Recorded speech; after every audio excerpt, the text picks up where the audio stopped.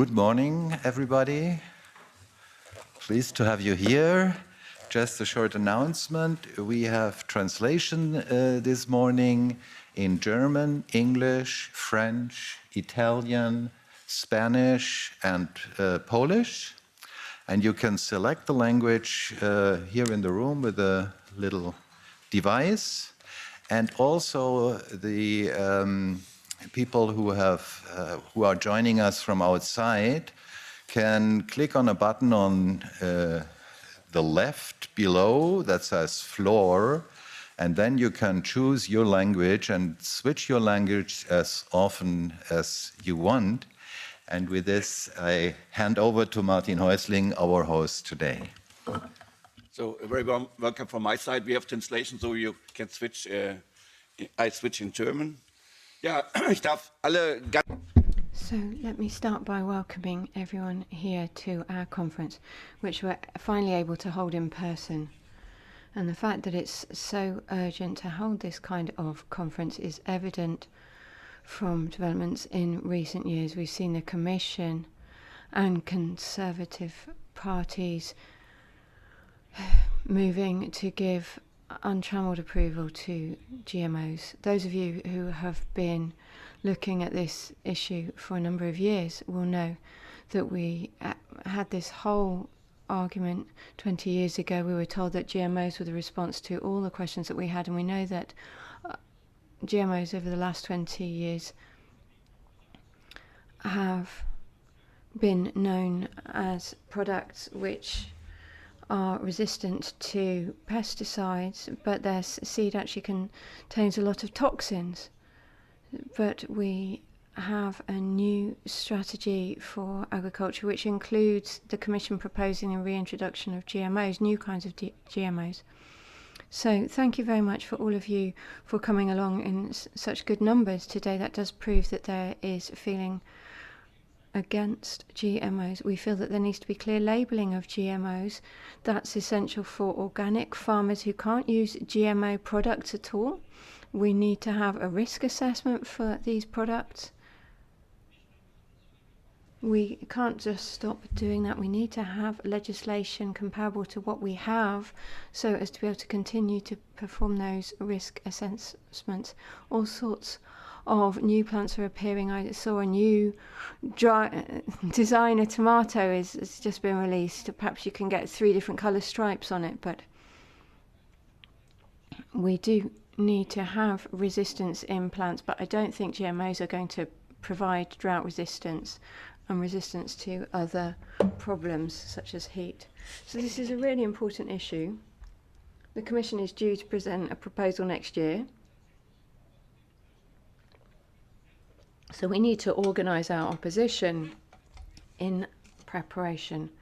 And as civil society, we need to make it very clear that we're not happy with the Commission and Conservative proposals. We need to say that we want a GMO-free Europe. So thank you very much. Okay. Martin Waitz, Thomas Waitz ist uns zugeschaltet wegen eines Trauerfalls.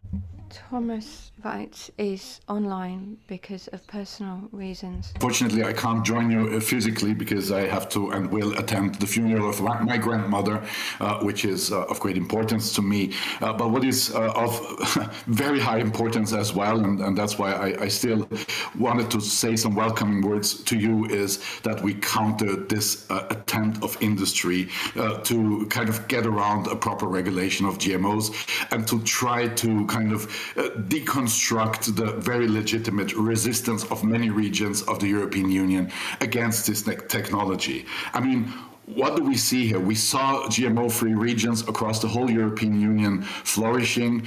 It is for the regions a quality of nature friendliness, of respect towards biodiversity. It's a clear statement that we shouldn't do experiments with genetically modified plants in free nature.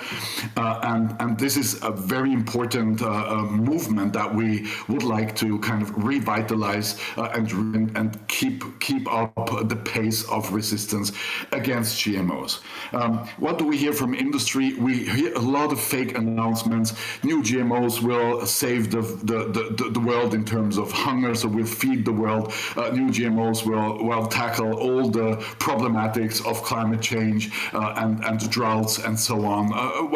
New GMOs will solve any pests and reduce pesticides, and even arguments come why this would actually be the most important thing for organic agriculture, because this could lead to zero pesticide agriculture. But just reality is that these announcements are not met with reality. Reality looks completely different. Reality shows that it's basically, and Martin mentioned, it's basically about varieties that are resistant against herbicides or produce pesticides within them and are harming nature. What industry also says is, well, you know, these new GMOs, we're just manipulating within the genome. So this is the difference to the old GMO techniques. And this is actually the same as nature would also do, and the same that could happen naturally. Well, first of all, the question is, if that can be happening naturally, and if you can't see the difference, why do you want to have patents on that then? And there we are at the actual core of this whole propaganda, I would say, propaganda move of the industry. The real interest of industry is to have patented seeds that are directly linked to certain uses of pesticides. As we know, most of these big seed producers are actually chemical companies that bought up seed companies to basically sell their chemical products. And indeed, what we're doing here is not opposing a technology as such. To have genetically modified organisms in closed bioreactors in a safe environment is something that we see also that is improving the production of our medication, as an example. We can also use this technology for gene sequestration, so we can actually have classical breeding systems where we can then check the produce of our breeding with genetical sequencing, and through this accelerate classical breeding techniques. But for this, industry has no interest at all, because for a classical breeding technology, even if you accelerated the speed with genetical sequencing, you cannot claim patents. And patents is everything industry is about, and we have to acknowledge that everything else are fake arguments towards nature protection or towards, I don't know, helping farmers. And we need to counter that. It's a big propaganda and big campaign from the side of the industry, and it's going to be an uphill battle to stop them in an approach to take over agriculture, to take control over food production, and to play with our environment in our agricultural sector. And for this, I want to welcome you all, and I'm happy to see so many people here. We will join forces and do our best to tackle this very, I would say, very heavy attempt of industry to take over here. Thanks very much for coming, and we will see each other in the next few months, side by side, fighting this attempt. Thank you very much. Vielen Dank, Tom. Thank you very much, Thomas Waitz. I'm glad to be back in the European Parliament representing civil society on GMO-free regions. We held our first conference in 2005. In 2010, we held another, then in 2012 here in the Parliament, and the 9th conference on GMO-free regions was held in 2018 in Berlin, together with the presidency of the Hessen GMO-free government. I had hoped that the 2018 conference might be the last meeting, because we had the ECJ ruling that the CRISPR-Cas technique qualified as gene technology as defined in EU legislation for the last 30 years. But the Commission and other interested parties looked at that sentence and saw that the way to proceed was to consider all other gene modifications as something that needed to be renamed and rebranded. So they call them mutations. There's this notion of precision breeding. There's new genomic techniques. This cisgenesis and this whole cloud of new concepts, which are essentially different forms of gene technologies and techniques, so as to create the impression that anything that in future qualifies as modification of genes needs to be excluded from the current legislation. Now, obviously, we will be fighting against that proposal. We anticipate that the proposal will be out in about 6 months. But we want to hear about what your plans are. We're delighted to see from the list of registrants that we have Syngenta and other PR agencies who have been working hard on the Commission proposal are present today. So I look forward to having a discussion on the question of safety and transparency in relation to gene editing and gene techniques. Now, this is a GMO-Free Europe conference, so please don't feel that you can reasonably expect everyone to have an opportunity to speak. We're going to be talking about GMO-free status, so we're going to be hearing a lot from organic farmers, but other agroecological approaches will be described in relation to agriculture and food.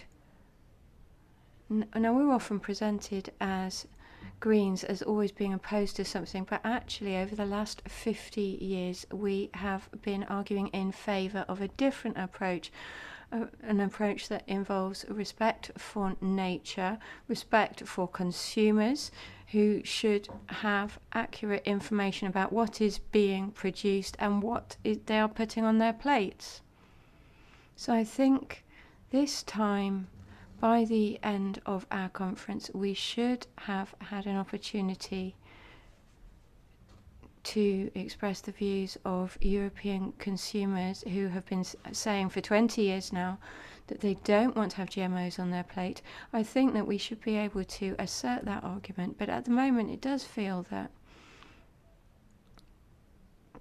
if we look at the introduction from the EU Commission and the consultation, it does look very much as though everything is just going to be very clear and very reasonable because there isn't any risk. Now, I would argue that this is a position that we're going to need to discuss at great length over the next 6 months, because that isn't a scientific approach at all. I think that we can take an educated perspective in our discussions on the risks and the safety. It's not that we're just outright rejecting GM. That doesn't have to be the way that this goes, but I think an open and honest discussion of the risks and a shared decision on what risks we're willing to accept should be possible. So I look forward to today's meeting, and I'm going to give the floor now to Silke Malorny from the state of Hesse, who are the presidents of the Gene-Free Governance Organization. And online, first of all, I would like to send greetings from Priska Hinz, the Minister of Environment, Agriculture, Climate and Consumer Protection of the state of Hessen. And she regrets very much that she can't be here today for this very timely and also important topic. She would also like to thank the Greens EFA Group, as well as the other organizations involved in the preparation of the conference, for highlighting the debate about the new genomic breeding techniques before the announced proposal by the Commission, as it's already been laid out by the previous speakers. From the statements made by the Commission, as already has been mentioned, it is very clear that these new techniques are seen as part of the implementation of the Green New Deal for a greener future agricultural system. Instead of relying on new breeding techniques to make agriculture more resilient in a changing climate, Hessen wants to further organic farming. This should help to counteract the advancing climate change, preserve biodiversity, and protect water and soil. Hessen's goal is to further develop the entire state into a model region for sustainable agriculture. Promoting sustainable agriculture not only protects the environment and the climate, but also offers many farmers a long-term perspective. It also shows that agriculture and environment protection are not opposites, but must be thought of together. In Hessen, we have a very clear commitment by the coalition partners to ensure that the cultivation of genetically modified plants, as well as breeding and keeping of genetically modified animals, does not take place in Hessen. This is in line with the wishes of consumers and farmers in our region. This expressly includes the processes of new genetic engineering. An EU-wide solution in this regard would be desirable. If necessary, however, the Hessen government will take the necessary measures for the region. Currently, Hessen is preparing a nature protection law that bans the cultivation of GMOs in Hessen. Regarding the announced proposal by the Commission, the goal of the Hessen Ministry for Environment and Agriculture remains to follow the precautionary principle and make sure that the risk assessment, traceability and labeling of food and feed produced with the aid of new genetic engineering methods remain in place. This position was expressed by the network of GMO-free regions in its Berlin Declaration that was adopted during the meeting in Berlin in 2018, as already has been mentioned. Keeping most of the European member states and regions free of the cultivation of genetically modified organisms was seen by these regions to be a substantial advantage for European farmers as well as for biodiversity and soil fertility. I hope that the current debate will revitalize the work of the network of the GMO-free regions, and maybe today's conference can be a starting point for that. So I wish everybody an interesting conference, and I'm looking forward to the debates. Thank you. Vielen Dank. Thank you very much. So the Hesse presidency has also got a representative, a deputy, Upper Austria. Unfortunately, the state council leader has been unable to attend, but has sent us a video message.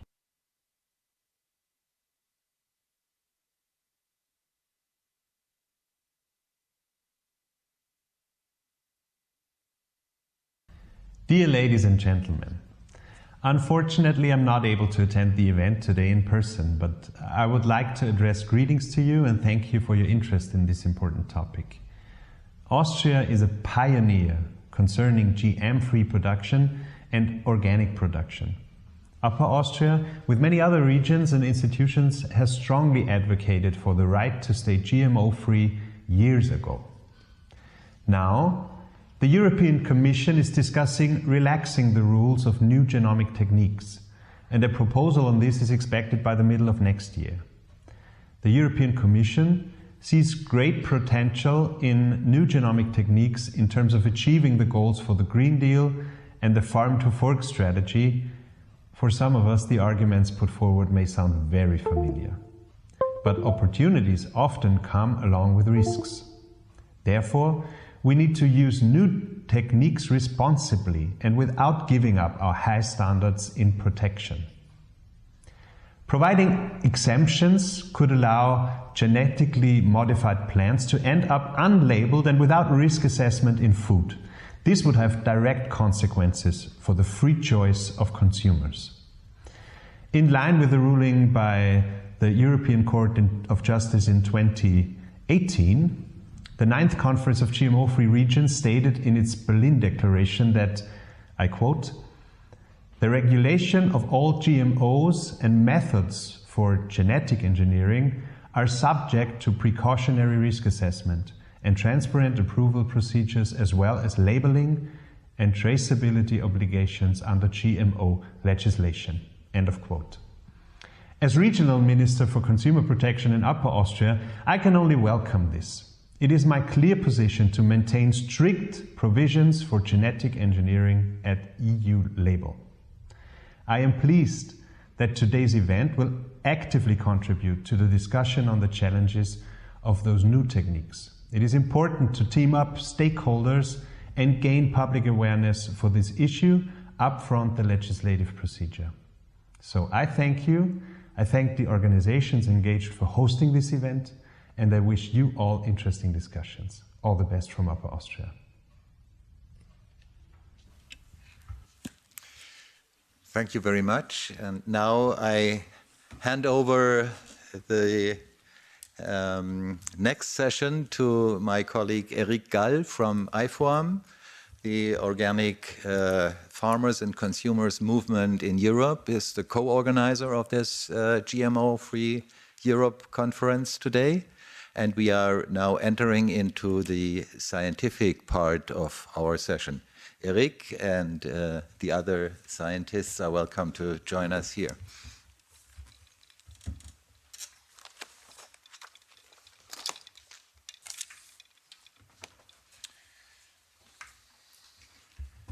This is the control thing for the presentation.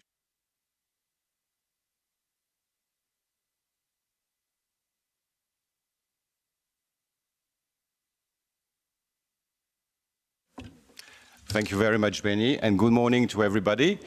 So indeed, I represent IFOAM Organics Europe.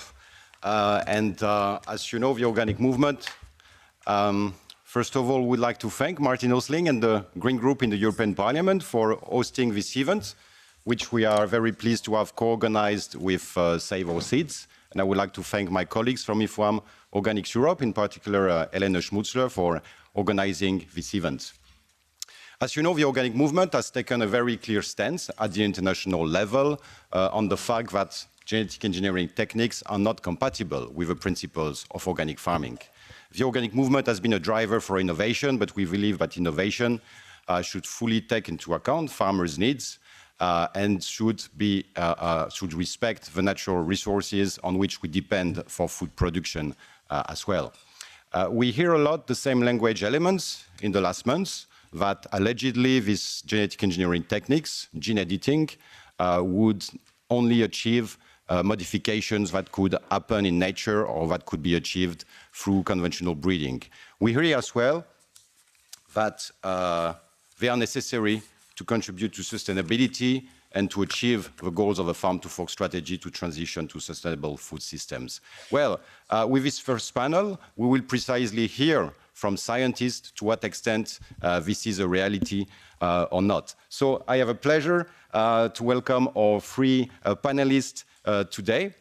But I will first introduce them before they speak. And I think we will start with a presentation by Dr. Eva Gelinsky, who is joining us online.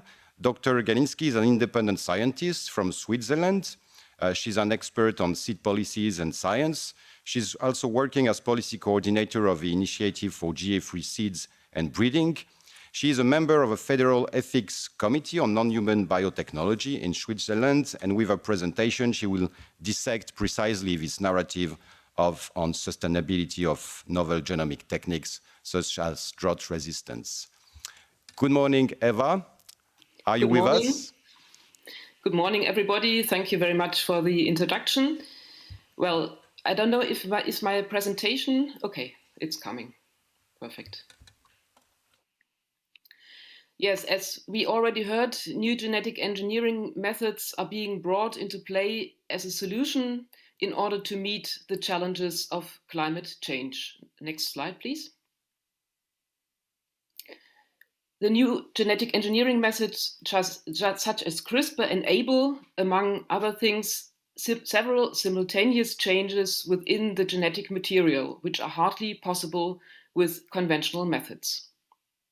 This is linked to the hope of accelerating research and breeding in order to find advantageous characteristics and develop new combinations more quickly than before. The techniques are used, for example, to study the regulation of genes and their involvement in the response to climatic stress factors.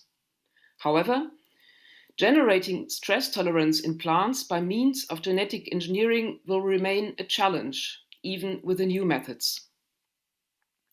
For there is no single trait, for example, drought tolerance, that can be bred for or even integrated into plants. To stay with the example of drought tolerance, plants have numerous ways of reacting to a lack of water. They can, for example, root deeper, root wider, grow more fine roots, grow a thicker wax layer on the leaves, or more leaf hair to reduce evaporation. Which of these reactions plants are capable of, or particularly capable of, depends within their species characteristics on the genetics of the individual plant or variety. Each of the characteristics just mentioned, for example, the ability to root deeper, does not in itself make a drought-tolerant plant. From this, it follows first of all, breeding for drought tolerance is not a simple matter, but a highly complex one, because the stress response of plants is multidimensional, involving various signaling pathways regulated, for example, by phytohormones and other volatile organic components. Next slide, please. This network must first be understood in detail, but also precisely in its complexity. Next slide, please. Genome editing methods have so far been used mainly in basic research to study the complex interplay of different signaling pathways. For this purpose, mainly small changes are made to the genome. Stress genes are switched on or off, for example, in order to better understand what role they play in the plant's stress response. Next slide, please. This leads to individual findings, but not to an understanding of the complexity as a whole. Furthermore, an intended intervention in the complex interplay of different signaling pathways within the cell with genome editing techniques can have an impact on many other properties. Second, traits that contribute to a certain drought tolerance are anchored in the overall constitution of plants. This means that improving drought tolerance through breeding is almost always linked to further fundamental plant physiological changes. Deeper root growth, for example, consumes energy that the plant actually needs elsewhere to grow. This is why, for example, crop yields are reduced, growth is slowed down early, quality suffers, and the grains are smaller. That means if we want to breed drought-tolerant plants, we must therefore be prepared to adapt to other types of plants and change our cultivation and food habits accordingly. It will not work to think that the type of high-yielding variety that dominates agriculture today can simply be equipped with additional drought tolerance. But there's another problem. In Europe too, we are increasingly confronted with strongly fluctuating climatic conditions. Even if it currently looks like the spring and summer droughts will increase, there may still be some very wet years in the future.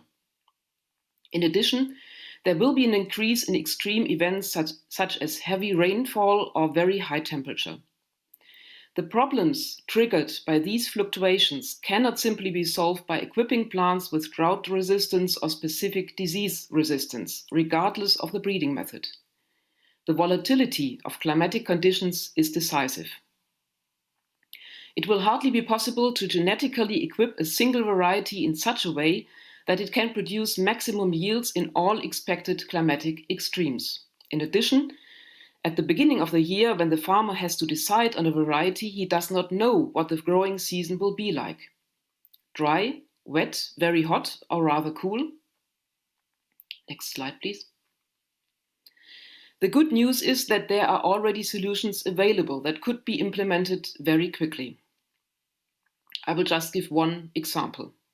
It is possible to grow different varieties of a species, such as wheat, in a mixture.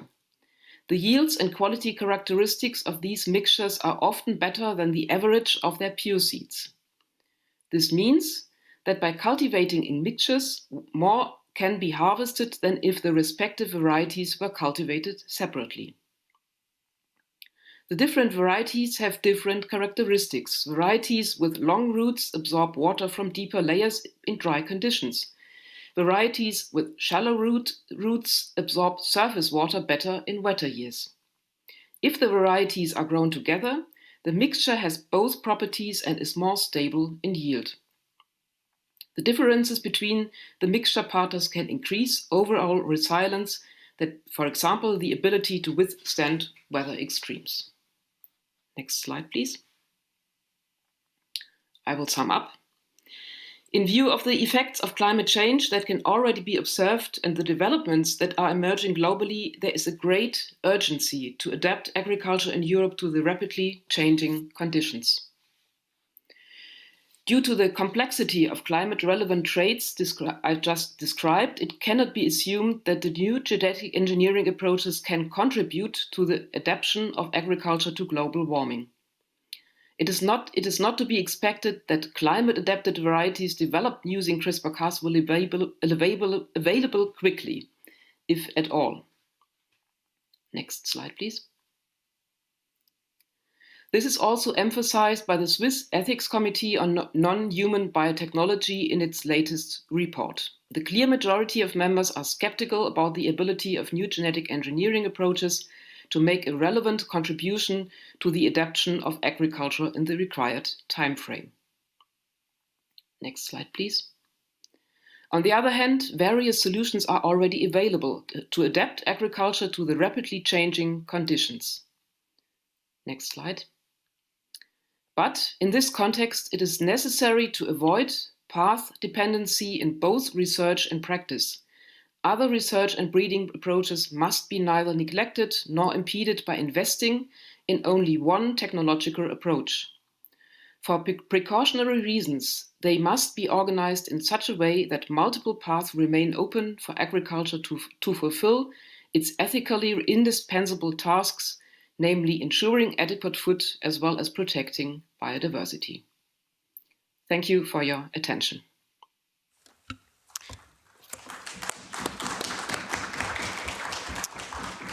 Thank you very much, Dr. Gelinsky. And indeed, I think any organic farmer would be able to tell you that to have a resilient farming system, first of all, you will need a healthy soil. And the whole idea that you could claim that a product is sustainable on the basis of a trait or a given variety is certainly a bit simplistic. So thank you for clarifying these aspects.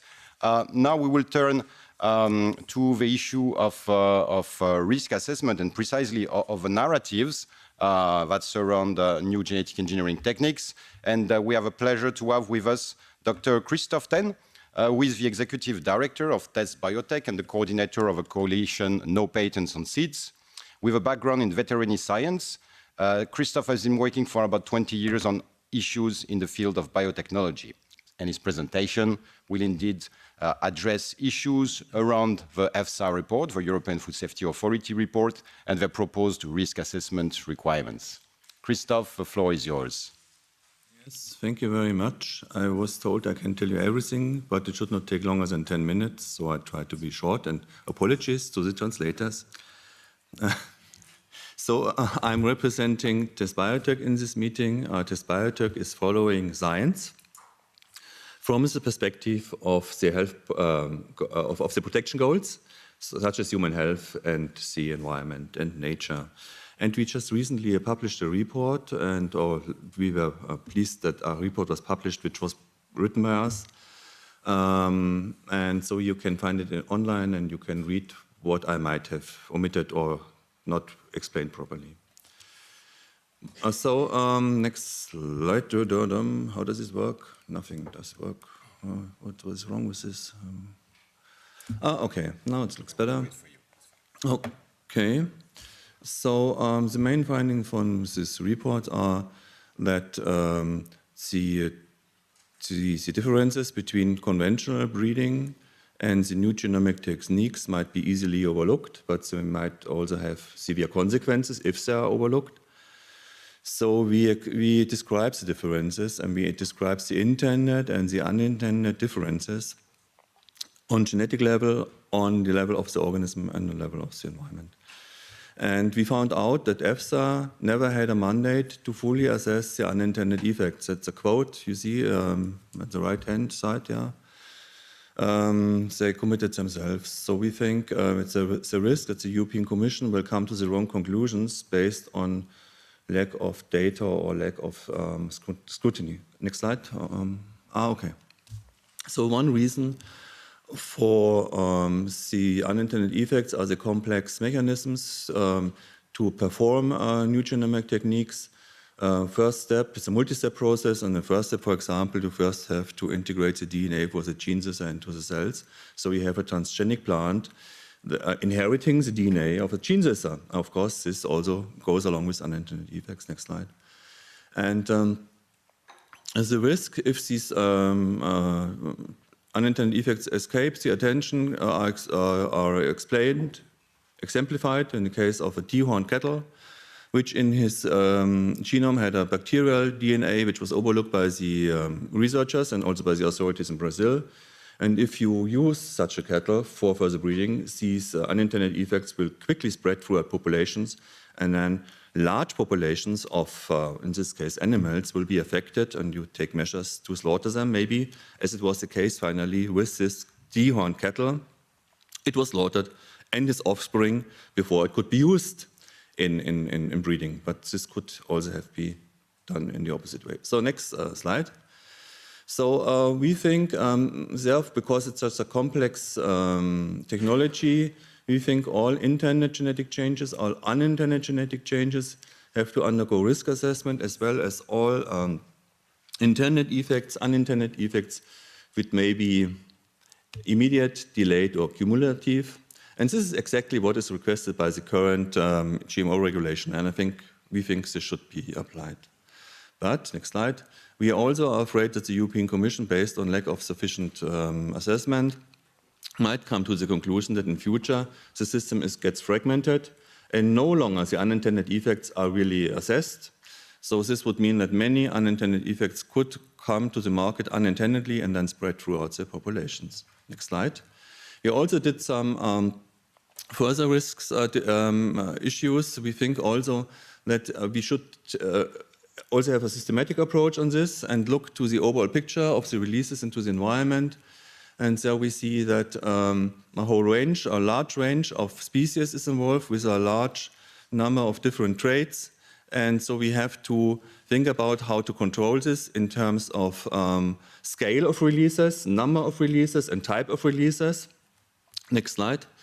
So if we're not able to do this, we will end up in a mess. The ecosystems might reach to a tipping point where they collapse due to the sheer amount of releases of organisms which are not adapted by evolutionary processes. And of course, next slide, if you would introduce many of them into a shared environment, this will be accelerated and potentiated. It's getting much more complex.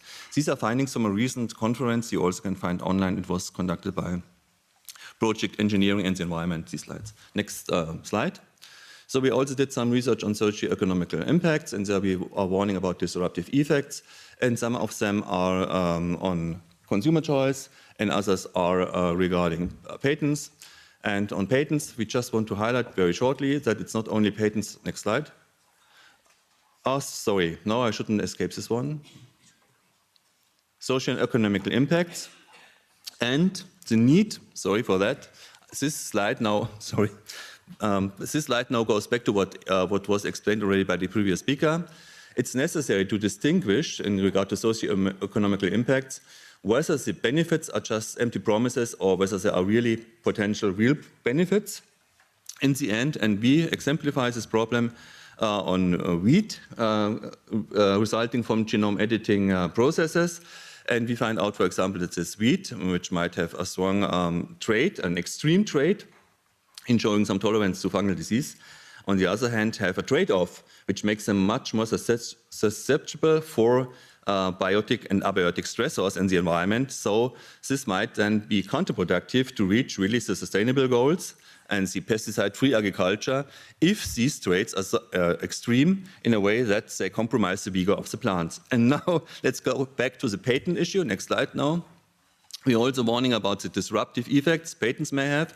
And we want to warn about it's not only patents on the technology, but next slide, it's also patents, next slide, patents on the biological resources needed by all breeders.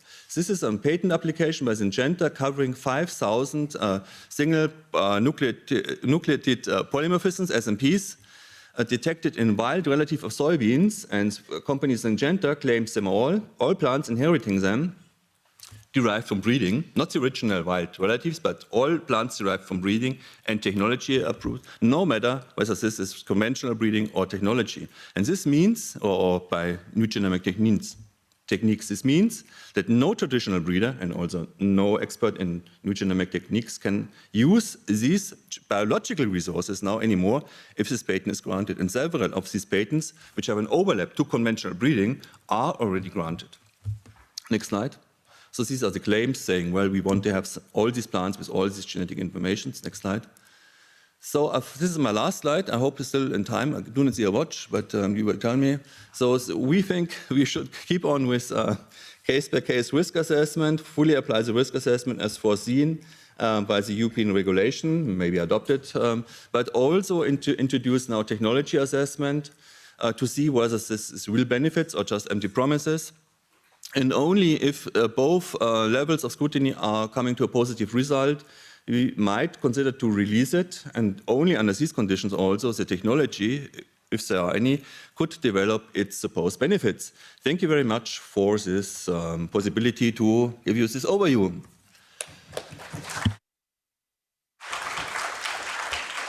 Thank you very much, Christoph, and also for keeping the time. I must say that it sounds a bit quite surprising that EFSA was not even mandated to look at the unintended effects of genetic engineering processes when we know that it's one of the main reasons for concerns, which is also widely reported in the scientific literature.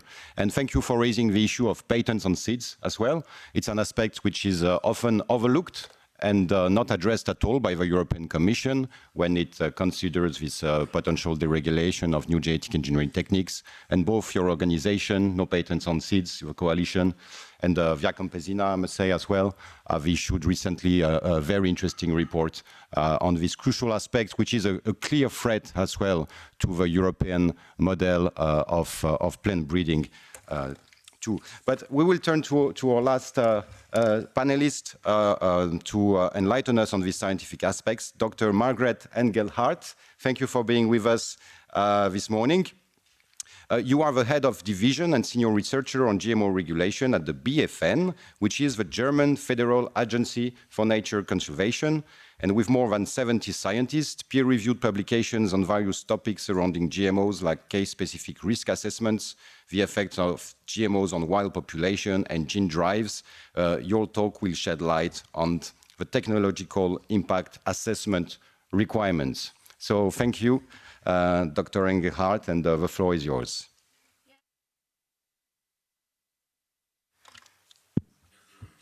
Thank you very much for this invitation.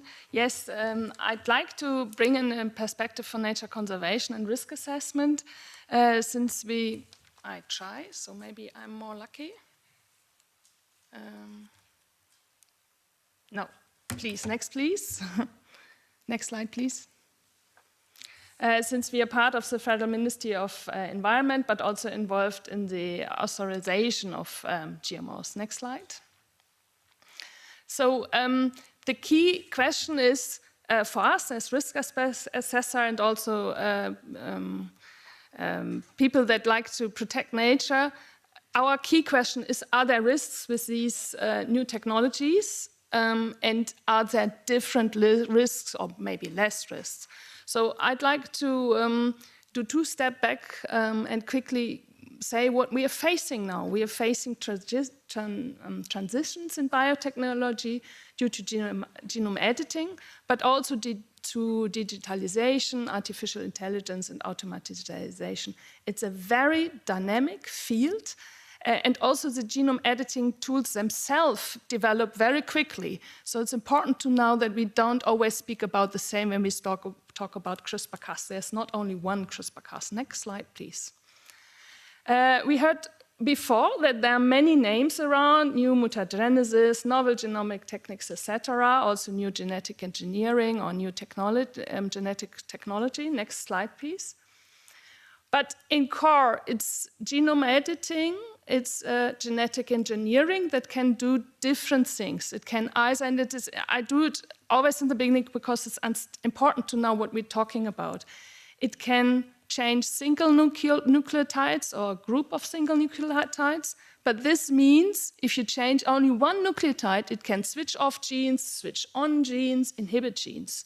So we can introduce genes, as we do in classical genetic engineering, but we also can introduce many genes. So, and what we now, the European Commission is now talking about are the first two parts. So switching off, switching on genes, but also introducing genes in the case of cisgenesis. What's important is that we're still using the same tools than in classical GMOs to introduce the DNA, so agrobacterium-mediated or particle bombardment. Next slide, please. So we have now a very powerful tool to really change the genome of all organisms, to reshuffle them, to redesign them at a revolutionary new extent. No matter if you introduce new genes or not, you really change the genome now. And that means that we, on the other hand, we have limited knowledge about the effects that these changes may have. And also we have limited knowledge about the tools, how to evaluate them. We have now on our table, when we do as a risk assessment, we have really new GMOs, also classical GMOs. If the carbon metabolism, for example, is changed, we have to think about new tools, how to evaluate this. Next slide, please. Now, in the current discussion, we also have here very often, it is familiar to nature, to breeding, and whatever. So, but from our perspective, this question is not relevant. Relevant if there are risks or not, or if there are lower risk or not. And being risk assessor, we looked at what we do with risk assessment currently with GMOs. And what category we look at? We look at, for example, persistence, invasiveness. Are there any problems with non-target organism, for example, butterfly? And when we look on the one side, what kind of changes we can do, also in the area of these applications that are now discussed by the European Commission, they can all have the same effects or the same risk areas are relevant with these organisms. So that's very important to understand. So familiarity does not exclude risks. Next slide, please. Then there, of course, being a civil servant, sometimes lazy, we would also, of course, love to have less work. So it would be great if we would have a fast track to risk assessment, and if we could per se say certain groups are less riskier. And we sit together with many colleagues from other European countries, from Austria, from Italy, and so on, and thought about all the other risk assessment. Can we have an easier way to do the risk assessment with these new applications? But we cannot. There are no characterizations that you can per se say, for example, this less risky. One example, history of safe use.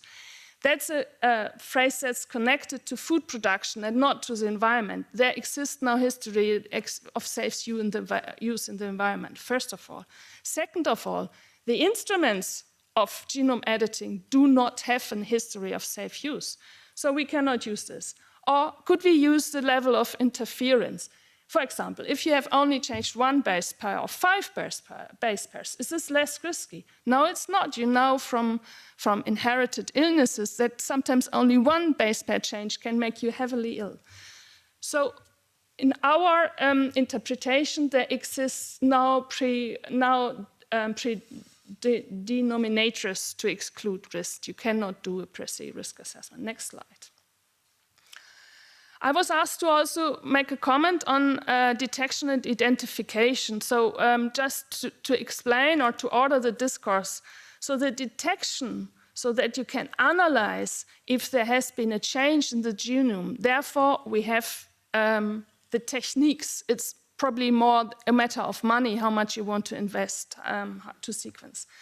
For the identification, it's important that you know what you're looking at. And there's no difference between the classical GMOs and the new GMOs we have here. You have to know what you're looking for. For example, if you have an apple gene in a banana, you will not see it from outside. If you don't know this imported banana has an apple gene inside, you will not find it. You have to know, I look at it. Or we had the case in Europe that a transgenic petunia, that's a flower, had been spreading in the world, and there you could even see from outside that it is, when you had the knowledge that this one is transgenic. But so you have to have the knowledge, and for that you need a database, and we are really trying to negotiate on all levels that we have a good database, and in Europe we have the Genius database that I think we should use more, and also the Biosafety Clearinghouse. So that has to be really brought forward. The last point, we have a research project on traceability. This is, of course, also an invaluable instrument that could especially be used in GMO-free application. Next slide. I also like to draw your attention that there's more on the horizon that is important for agriculture application too. There we see that genome editing is also applied to viruses, to insects, to animals, and these might have influence on agriculture production. But also there's research on GMOs in wild populations and in nature protection, which we just make, and I want to make advertise our last position paper on GMO application in nature protection that have legal challenges, conceptual challenges, and risk assessment challenges. So to sum up, last slide. From our point of view, is we see the current regulation as an opportunity to ensure the precautionary principle, to ensure coexistence for agriculture, as well as freedom of choice, and the necessity also to trust in state action, so that really we as risk assessor really make a proper risk assessment and will be still in future be able to do it. So we really want to, and then we are not lazy, we really also want to in future do the risk assessment. We do think that the current regulation is flexible enough, future-proof, and also the state of the art, because it is flexible already. We do think there's research effort needed in this horizon scanning, what is going to come in the development of tools to evaluate the impacts, in the development of good detection methods, and the research on alternative paths. International, we really have to further work on a good register for genome-edited organisms. And with this, I'd like to close. Thanks a lot.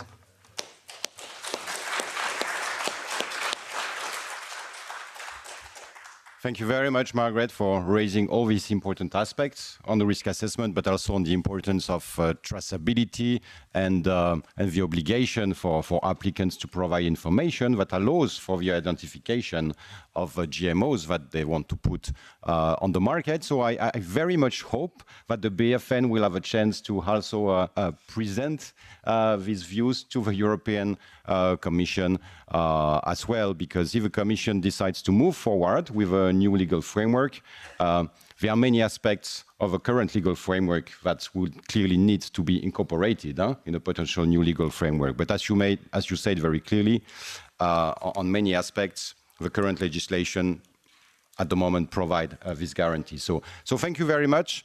We thought it was very important to start our day with shedding some light on some of these scientific aspects. So I want to thank our three panelists very much once again. And now I hand over to Benny Haerlin again for the next panels on the economic impacts of new genetic engineering techniques with quite a number of distinguished speakers. Over to you, Benny. Thank you.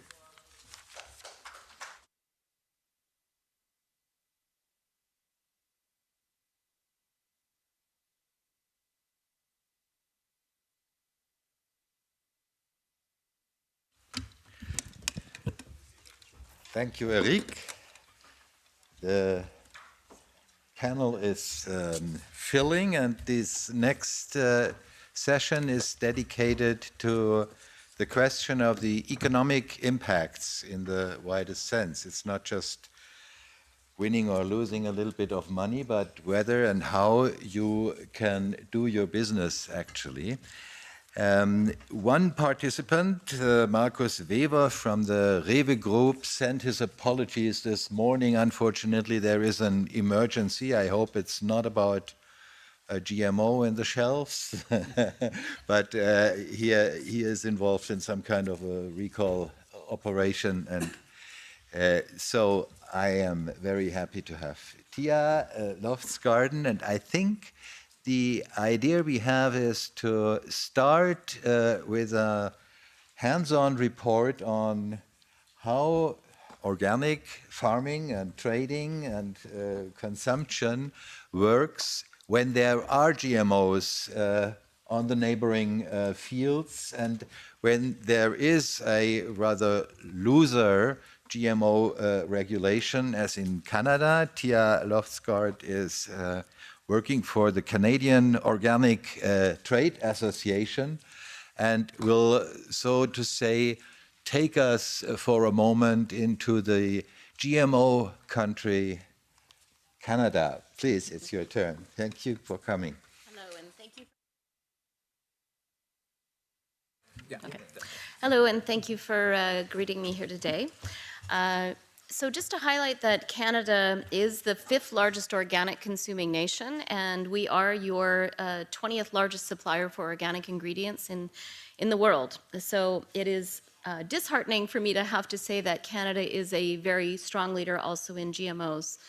GMOs were introduced in 1990 in Canada, where protocols were put in place to ensure traceability as well as health and safety protocols.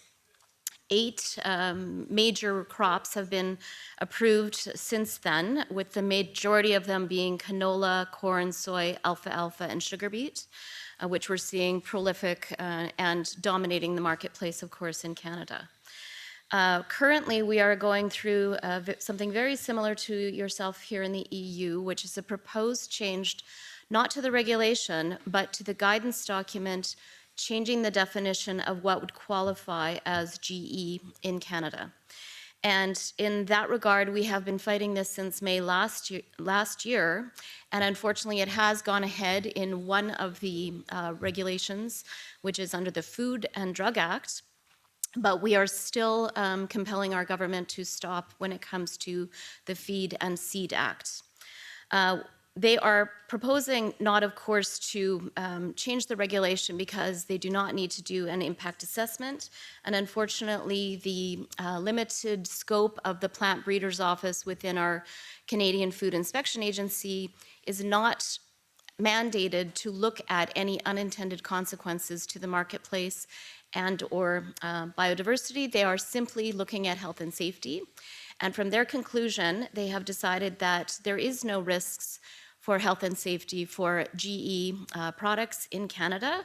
So they are proposing to stop all mandatory health and safety assessments and allow GE products to come to market with no labeling, no assessments, and no knowledge or traceability, which is a huge risk not only to the conventional sector, but specifically to the organic sector, because this is prohibited in all of our production techniques.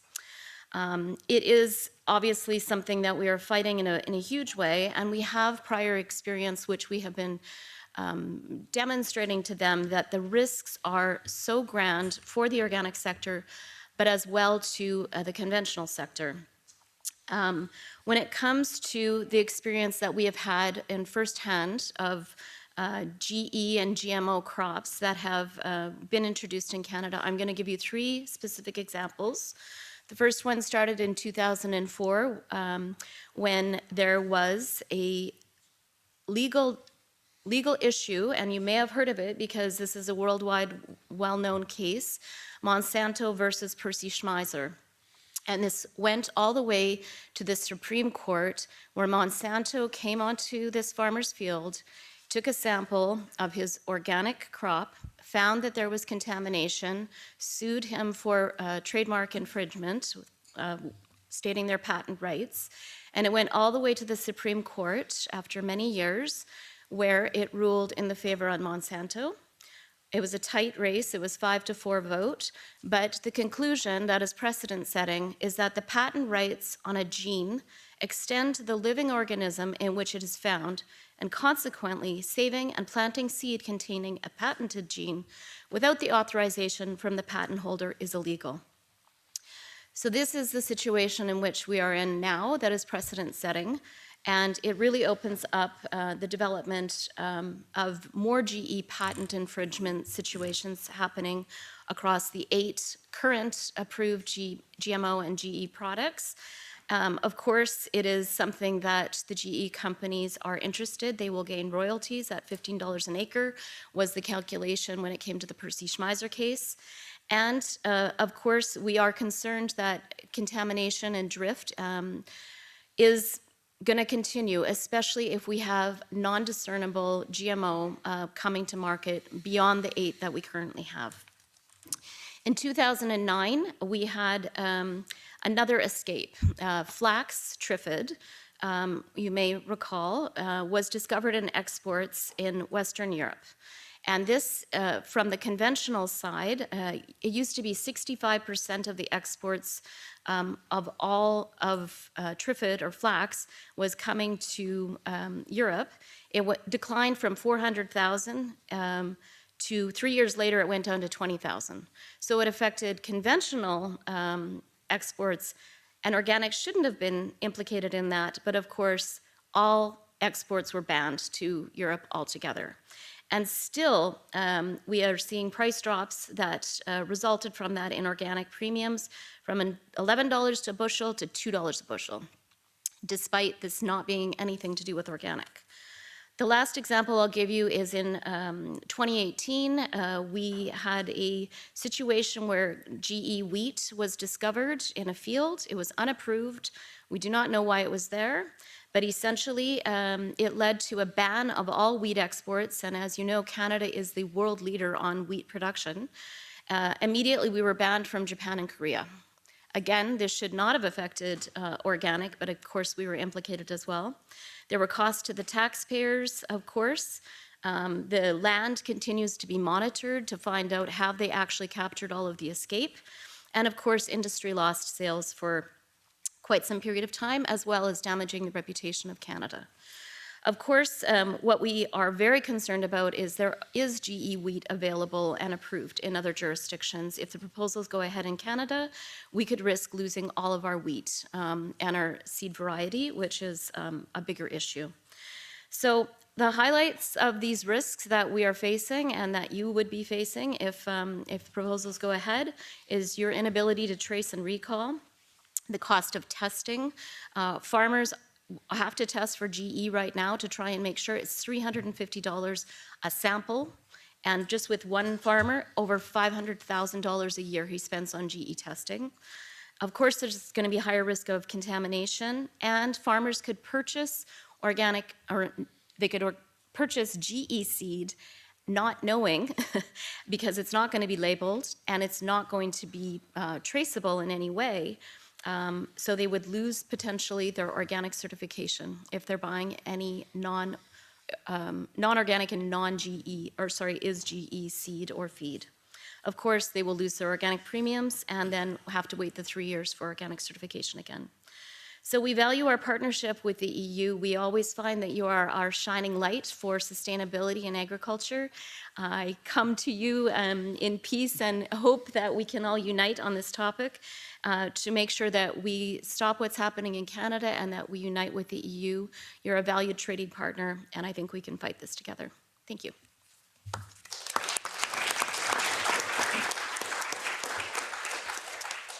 Thank you, Tia. And our next speaker is Heike Moldenhauer, and she is representing ENGA, the European Non-GM Industry Association. And she will let us know more about it in a minute. The floor is yours, Heike. Yes. ENGA, European Non-GMO Industry Association, is the name of our organization. We are the EU representation of the conventional non-GMO sector in Brussels.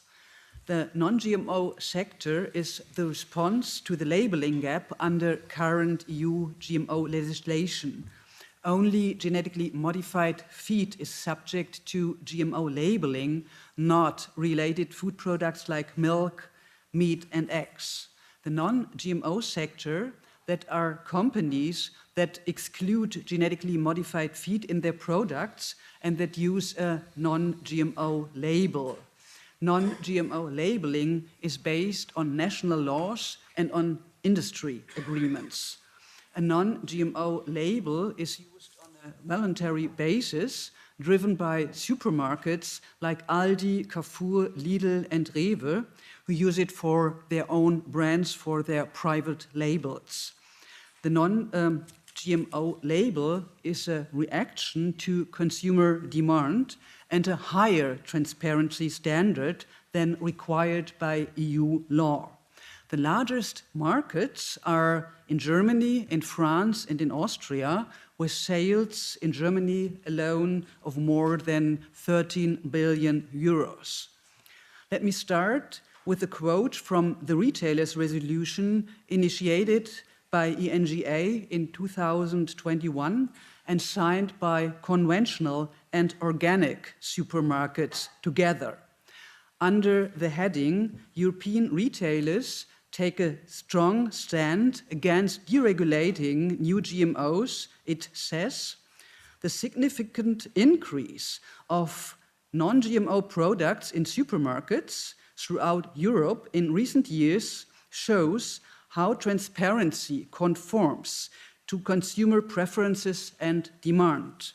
If the lobbying initiatives to lower these standards and laws for new GMOs succeed, we as retailers would see our credibility, quality management systems throughout the value chain, and commitment to transparency placed at risk. Our expanding organic and conventional non-GMO product lines would be under particular threat of damage or destruction. End of quote. This attitude is reflected in the food and retail sector's positioning in the public consultation on new genomic techniques recently published by the Commission regarding risk assessment requirements and transparency via a physical label. The majority of organic and GMO-free operators, food retailers, and the food processing sector is in favor of maintaining the current regulation. The whole food sector, not only the non-GMO sector and the organic sector. The reasons for this position are evident. Most new GMOs will end up in food. The food and the retail sector is responsible and liable for all products it produces and sells. It depends on a thorough risk assessment. The food and the retail sector knows very well that a substantial amount of consumers has no demand for GMOs in food, that GMOs don't sell. It depends on traceability and labeling requirements. And it would be the food and the retail sector that would be confronted with critical inquiries and anger of consumers should it come to a deregulation. Deregulation would mean, firstly, a loss of control over all feed and food value chains due to a lack of a GMO labeling. New GMOs can be present everywhere, not only in non-GMO and organic value chains. Second, a deregulation would mean loss of consumer trust. How to explain if a non-GMO product is contaminated with a new GMO, and how to explain that organic could be with GMOs. Thirdly, massive setbacks in the conventional non-GMO sector with the threat of a full collapse. A non-GMO label is a very strong, a very explicit claim. It only makes sense if it is comprehensive and reliably can exclude old as well as new GMOs. Otherwise, it's meaningless. To conclude, the European Commission, with its deregulation plans, endangers two booming food markets, the conventional and the organic non-GMO markets. Therefore, we advocate for remaining the current EU GMO legislation.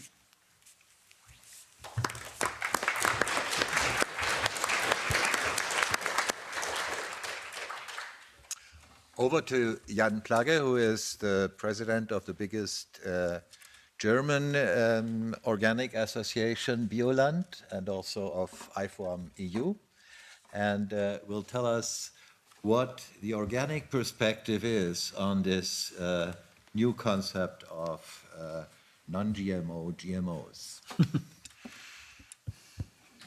Yeah, thank you very much, Benny, and to all speakers who already exchanged a lot of very important arguments and perspective on this important issue. As president of IFOAM Organics Europe and Bioland, I'm speaking here today to represent the European organic agriculture and food sector. For us, the decision on the future genetic engineering in the European Union may have far-reaching consequences for the organic and GMO-free agriculture and food production in Europe. In some of the future scenarios that are considered by the Commission, by DG Sante, key pillars that protect the organic supply chain would be dismantled, including risk assessment, labeling requirements, and traceability procedures. Up to now, the precautionary principle has been a cornerstone of biosafety policies in Europe. Genetically modified varieties are only approved if, for example, a risk assessment covering health and environmental aspect has been passed. For us, ecosystem health is a key concern. And any medium and long-term risk of genome editing must always be examined on a case-by-case basis with comprehensive risk assessment and scientific evidence. This is as important for new genome techniques as it is for the older generation of GMOs, since techniques like CRISPR-Cas allow deep changes in the genome that can affect plant metabolism processes, for example. Just one example, because Benny said I have 1 or 2 minutes more because Markus is not here. One really important example of our breeding experiences, organic farmers. We are involved since 20, 30 years breeding and using and planting resistant varieties like scarf resistant apple trees, Peronospora resistant wine plants, and for example Phytophthora resistant or tolerant potatoes. Our potato growers have a long-lasting experience how fragile this Phytophthora infestant tolerance or resistant genes are.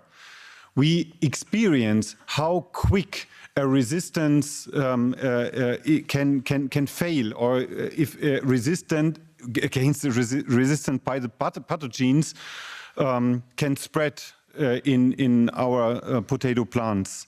So what we need and what we know together with all potato breeders in Europe is resistant management. What we do, for example, in our Bioland potato growers groups, that we are very careful to use these important resistant varieties which we achieve through just classical conventional breedings.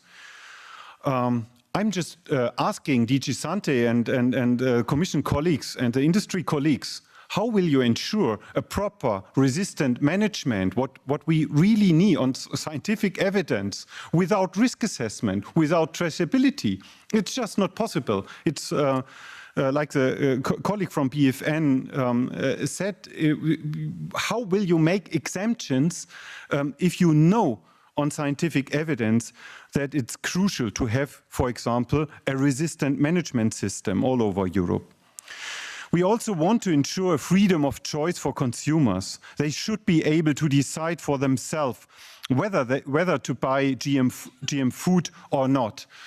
I'm talking to a lot of retailers all over Europe, and they are a bit scary to discuss in rounds like this on their opinions on GMO food, because they scare if a product is labeled, this is genetically modified or with genome editing produced, consumer will not buy it.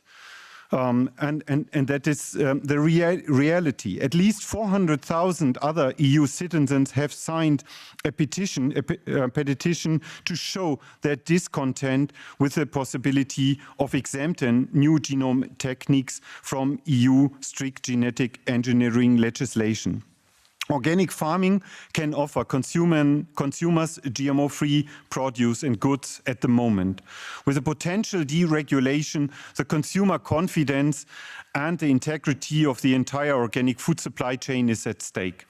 In other words, the freedom of choice for GMO-free cultivation and consumption in the EU would no longer be possible under a legislative framework that dismantles the currently existing safeguards.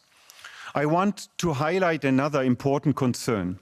Most scenarios for new regulation outlined by the EU Commission not only question the precautionary principle, there could be even a sustainability label for plants with NGTs, leading to a kind of greenwashing of these technologies. Promises of sustainability and food security have been exaggerated or misleading. As a scientist in part 1 of this session, I have already explained. Every plant breeder knows how complex the genetic and physiological interactions are, and that fertile and water-retaining soils are at the heart of food security. And sometimes I'm asking myself if the Commission services still know what they are doing in certain different services. There are several services which work on sustainability labeling frameworks, which completely describes many contradictions inside the farm-to-fork strategy to really change systems and not single technologies or some regulation. And it's important that only a holistic and ecological farming system can provide a good answer to the systemic problems, which are really good described in the farm-to-fork strategy and the Green Deal.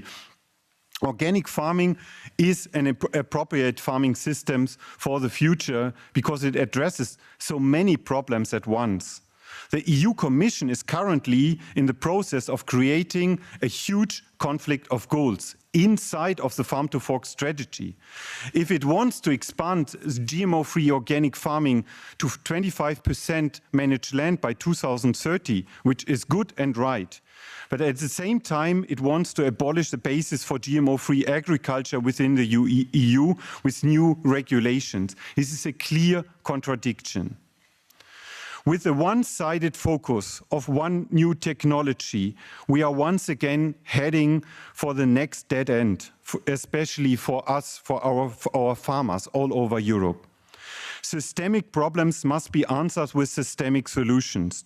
To secure food for the people of our planet, we need a holistic, sustainable agriculture and food system that takes nature and the many interactions in our land use into account. Organic Farmern offers an ideal blueprint for achieving exactly this. Thank you very much.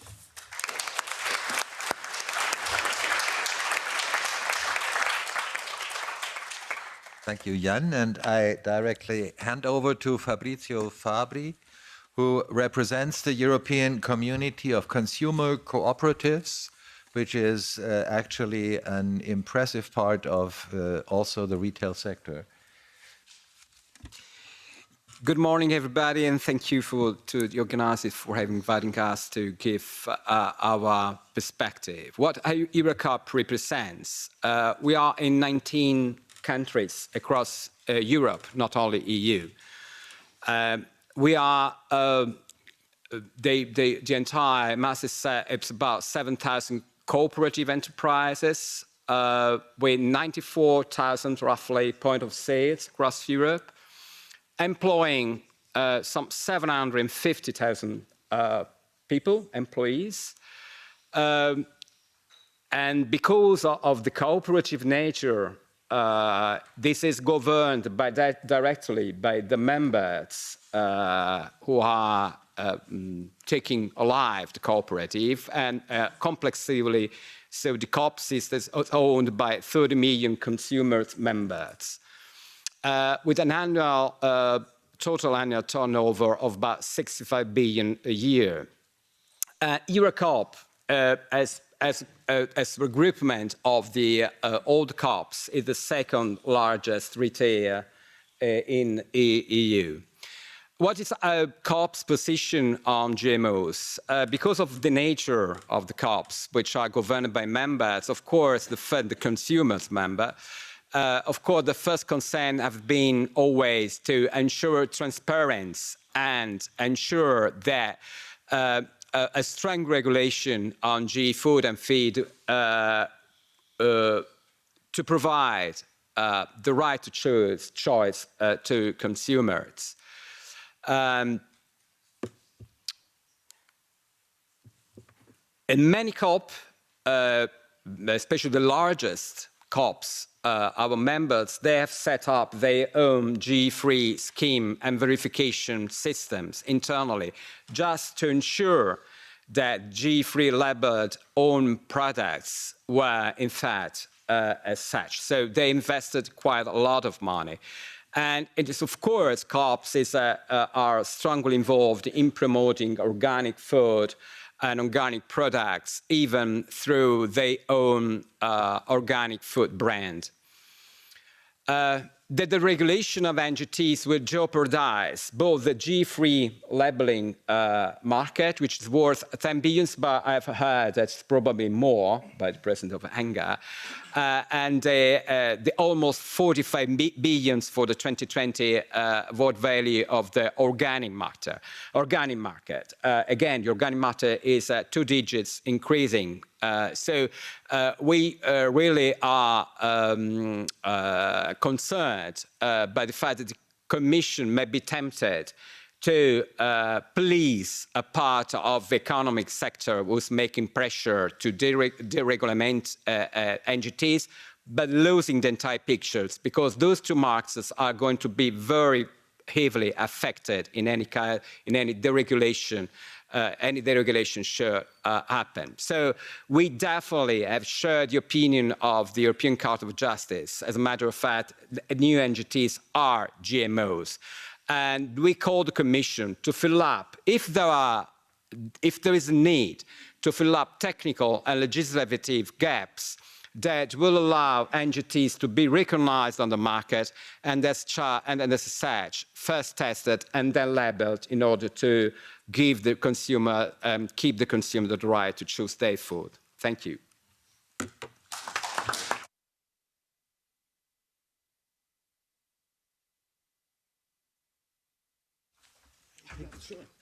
Thank you. And the last speaker in this session is Jörg Rohwedder, who represents Foodwatch International, which is an NGO-organized consumer organization now in a couple of EU member states. I should probably mention that some of the facts that Christoph Then had presented earlier in his presentation have been presented by the order, or have been asked to be presented by the VZBV. That is the rather state-organized consumer representation in Germany. But we thought it is important to have a consumer representative who is free to speak beyond whatever state allows. And so I hand over to Jörg for the last presentation. Go ahead.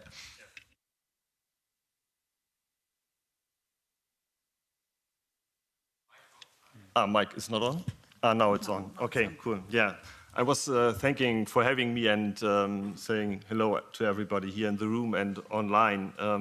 For those of you who do not know Foodwatch, we are a 20-year-old consumer organization, consumer rights organization with a focus on food and agriculture. We have 60,000 supporting members and reach out to 1.5 million followers throughout Europe. We have offices in Berlin, Amsterdam, Paris, Vienna, and a representation here in Brussels. Preparing for the panel, I tried to understand, being new in this job, I'm executive director for a year now, but preparing for this panel, I tried to understand what makes consumers so important, the perspective of consumers so important in this debate. And it was a journey into the past, I have to say. It was a journey back to 1962. And you all know the guy on the right-hand side, which is JFK, and he introduced the Consumer Bill of Rights in a famous speech to the US Congress.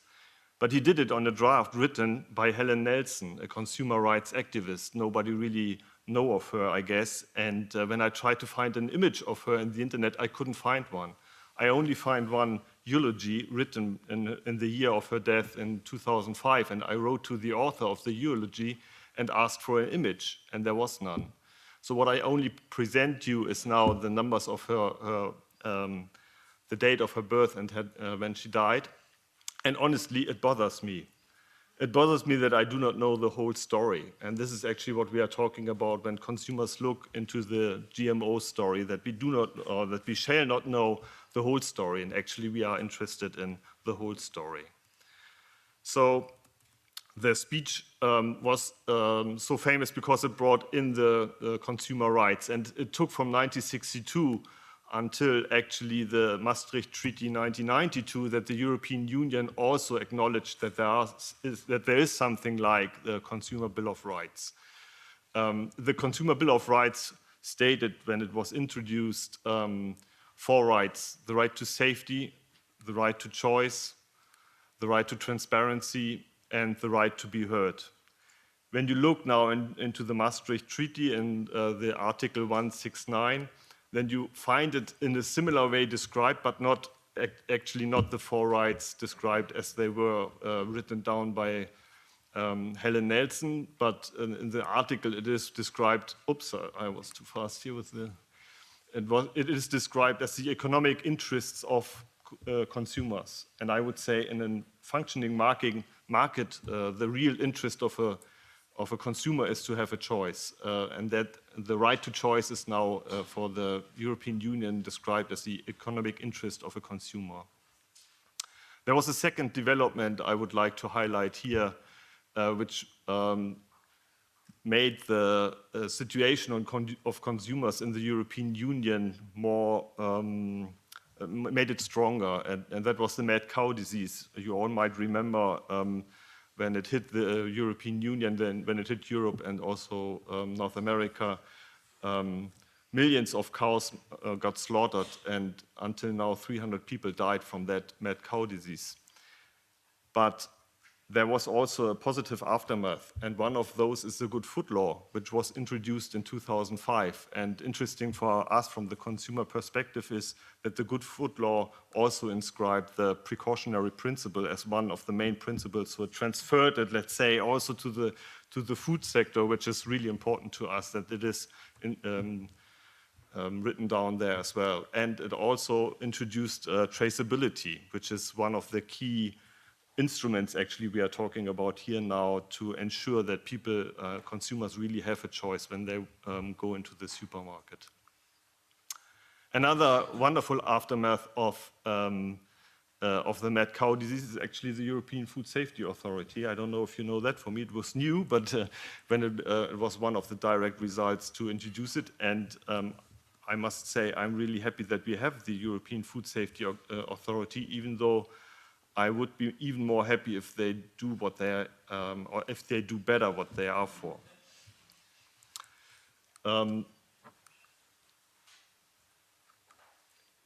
Looking into why is it so important, I also find, okay, I can say I'm happy about the legal situation, that the important rights are in the laws, in the European laws inscribed already. But what we also need to use our freedom of choice is that we have a supply. This is so fast, this thing, I don't know why.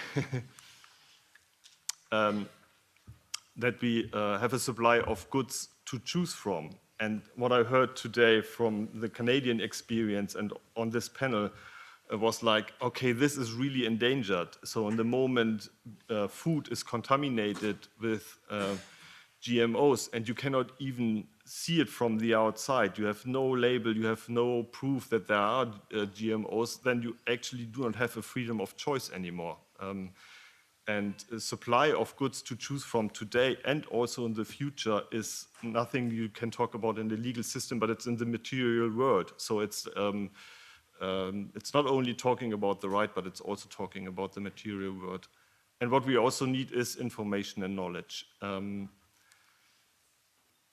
What I found interesting, and it was described already by Heike Moldenhauer a bit, that we have two different labeling systems right now. So we have the finished goods, and if you find any GMO in the finished good, and mainly it's fodder where you find it in right now, then it has to be labeled. And I would say this is wonderful that we have already a system where you say, okay, it's GMO inside, and then you have to find a label.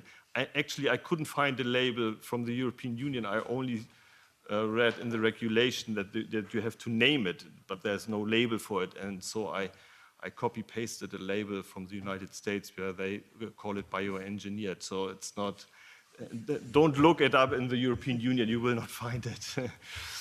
And on the other hand, when you have the process and the whole process is free of GMO, then you, like Heike Moldenhauer already described, are able to say this is without GMO.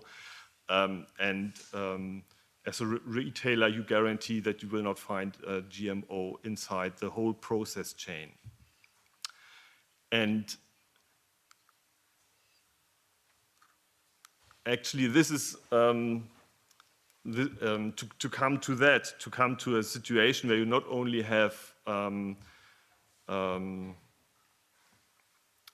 sorry, let me continue on the other level and then I come back to that again. What I also found interesting is that you not only need to have the different goods you have to choose from, but you also and you need to have a labeling on products and on processes.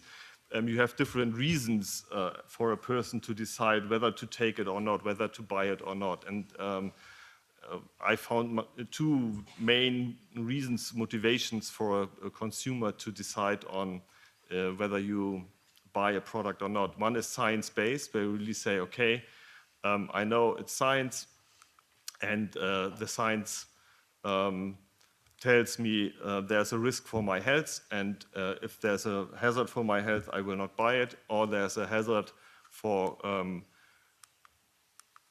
common goods, like biodiversity, like the soil, and I see, okay, there's the hazard I do not want to take. I do not want to take by buying the food.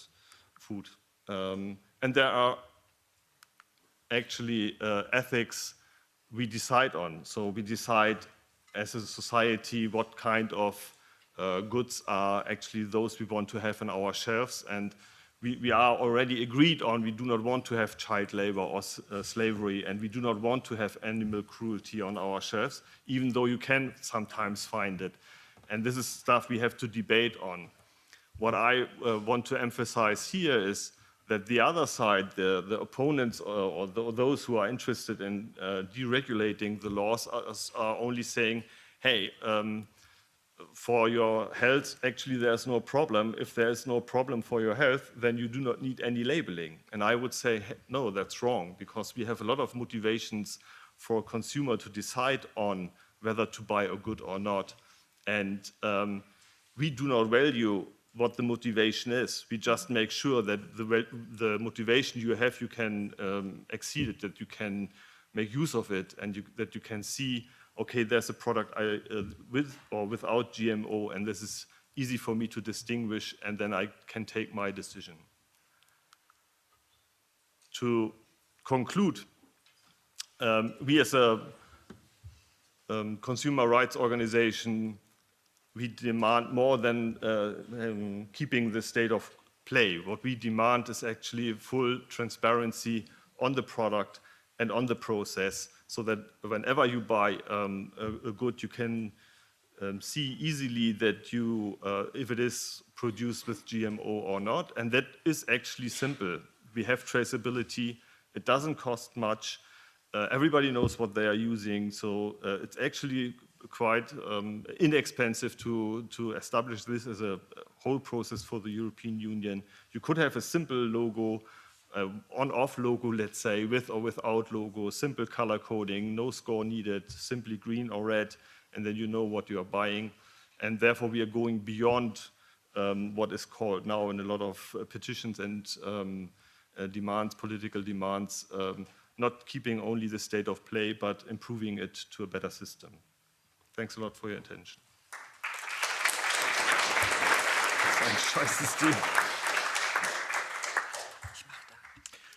Thank you very much, Jörg. I think we had a rich diversity of perspectives, and we are now getting ready for the debate. But before the debate comes, we have a break. And I hope you will all enjoy the coffee, and you will enjoy meeting people again that you haven't seen for a while.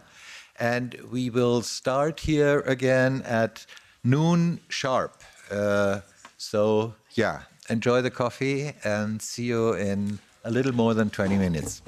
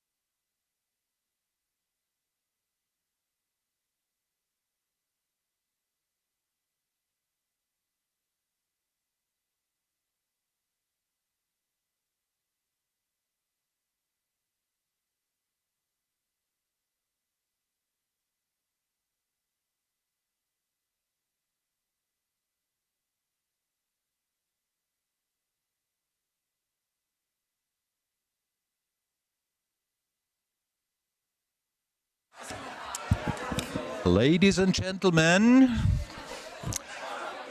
can you please take your seats? Here.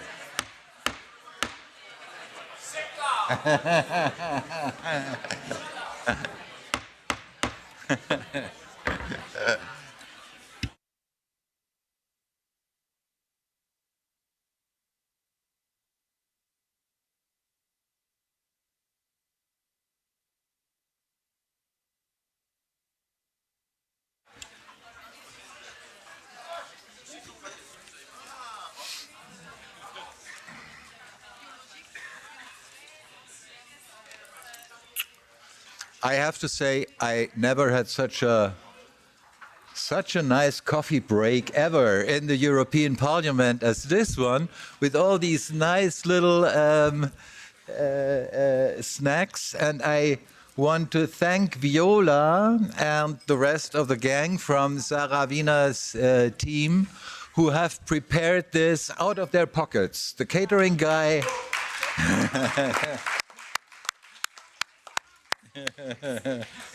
And it comes from Sarah Wiener's farm, and it's all organic, and we'll eat all the rest after this session.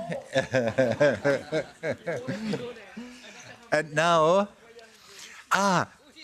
hello. And now it's my pleasure to introduce you all to, well, the main speaker is still coming. Sorry. Hello. Hello, Hi, nice very to meet pleased you. to meet you. Thank you. Hello, start.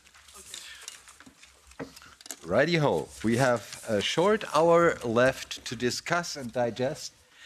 And we are especially grateful that Claire Bury, the deputy, how do you call it? Sorry, Director General, the Deputy Director General of DG Santé, who is preparing the dossier about the new GMO legislation, will introduce us to her plans. And we have a full podium of interventions, questions to the Commission, positions. And this is not even all. We have more people in the first row here who will come up. And I'm asking those who have spoken to move down and make room for their successors. And now, without further delay, over to Claire Bury. What are these plans you have? Thank you very much, Mr. Chair, and good morning, everybody. I'm here this morning, and it's great to be here. Thank you very much for the invitation. I hope the Commission will be up to the task when you start pummeling us with the questions afterwards. But we'll do our best. And Irene has been following already online this morning. I'm here with Irene Sakastan. Most of you probably already know her. She's the key lady on this file, I would say. But just a few words of introduction, because you said, what are you up to? What's the Commission doing? It's not my plan. No, I mean, I don't think Ursula would be very happy to hear that, no? But anyway, so what's happened so far is that in September, President von der Leyen, in the State of the Union address, said that there would be a legislative proposal on plants produced by new genomic techniques in the initiatives for next year. So, of course, that means the starting gun has been fired. Obviously, we have been working and trying to understand these new techniques for some time now, and most of you probably be following the beginning part of the story before Ursula made her announcement. I want to be very clear on one thing before I start talking about what we might be trying to do there and what might be in it, and what the context is and what you might think about it, which is to say that we don't propose to overhaul the existing GMO legislation. We are not going to do that. I don't think it's the right time to do it. I don't think it will be the right thing to do. So it's not that. We're looking at plants obtained by targeted mutagenesis and cisgenesis and what might be done with them. So what's the objective, first of all? The first thing is we've got to follow all our usual better regulation guidelines, and we will do that here carefully. We've consulted, there's been public consultations, there are meetings that are going on, there is impact assessment work that is being prepared. And I think what we have so far, and I don't want to overstate the case on this, but I think we have some evidence that the new genomic techniques could support sustainability. Now, but the question is, okay, fine, but what does that mean? So let's see and let's debate a bit around that. What have we seen so far? That in the product pipeline, there are a wide variety of cereals, fruits, and vegetables that can bring benefits for health. Wheat with reduced gluten content. Maybe you'd like to take the floor already? No? With reduced gluten content. For the environment, we've got virus-resistant sugar beets that can reduce the use of insecticides. Climate change, rice that's tolerant to drought and salt, and food security, which is obviously a key issue at the moment. And that, I would say, is one of the things that's raising the pressure a bit to come with this new framework. But obviously, these NGTs, we don't think it's going to be a silver bullet. It's not a full answer. And whatever we do has to be of benefit to society and the environment. So what might be in the policy initiative? And here I'm giving you a little bit of an insight. I can't tell you exactly because I don't know, because it's still in the making. But what kind of things would it cover? So from our perspective, the risk assessment and the approval requirements need to be proportionate to risk. I don't think that's new to anybody in this room. You very well know how we do risk and how we do the precautionary principle. And these techniques are not all the same. They are quite different in places. And I don't think that a one-size-fits-all regulatory response will be the answer. We need to obviously work on what EFSA have done. And I think you've seen, and I know it's been debated this morning, the recently published updated opinion and a statement on criteria for risk assessment. And I understand this morning there was a question about what EFSA has done on unintended consequences.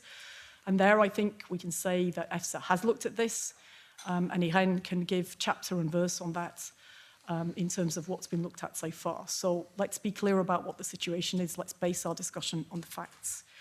And we're also looking at whether there would be a possibility to incentivize traits which are linked to sustainability, because this is all part of what we're doing on the Green Deal and the Farm to Fork strategy and sustainability. And a lot of you work on that already and have a clear idea and are contributing to that. And last but by no means least, we want appropriate traceability and information provisions. Everybody says transparency is key. Fine. What does that mean in practice?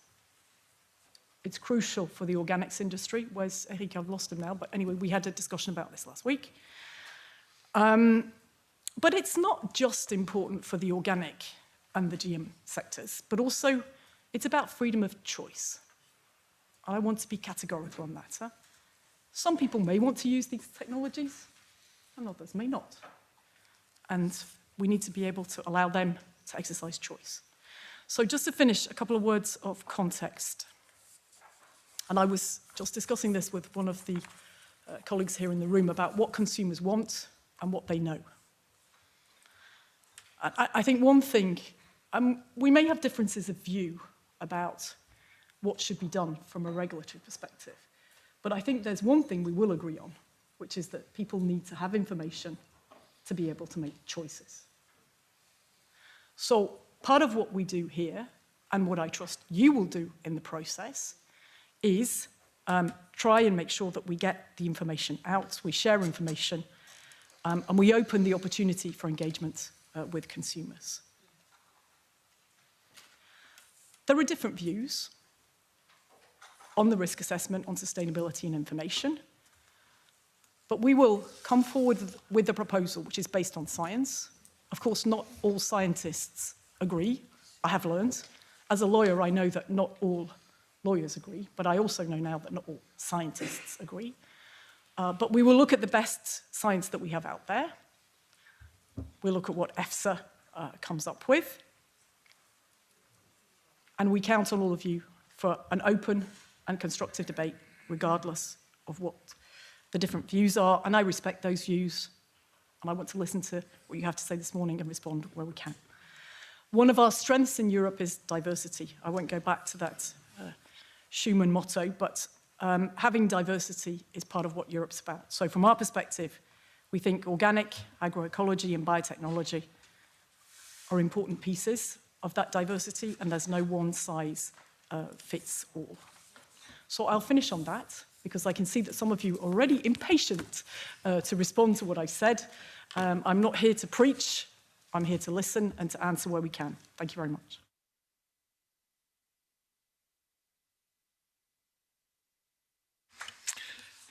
Thank you, Mrs. Bury, and thank you for staying with us. The first response you will get is from Sarah Wiener on our very left. She bought that slot with a nice food she brought. Ja, schön, dass ich hier sein darf. Vielen Dank. Well, it's nice to be here. I'm going to be speaking Austrian because we are in the European Parliament and should be using linguistic diversity and promoting that. I would like to focus on one particular element, herbicide tolerance, which tends to go hand in hand with GMO. I'm going to keep my comments very brief,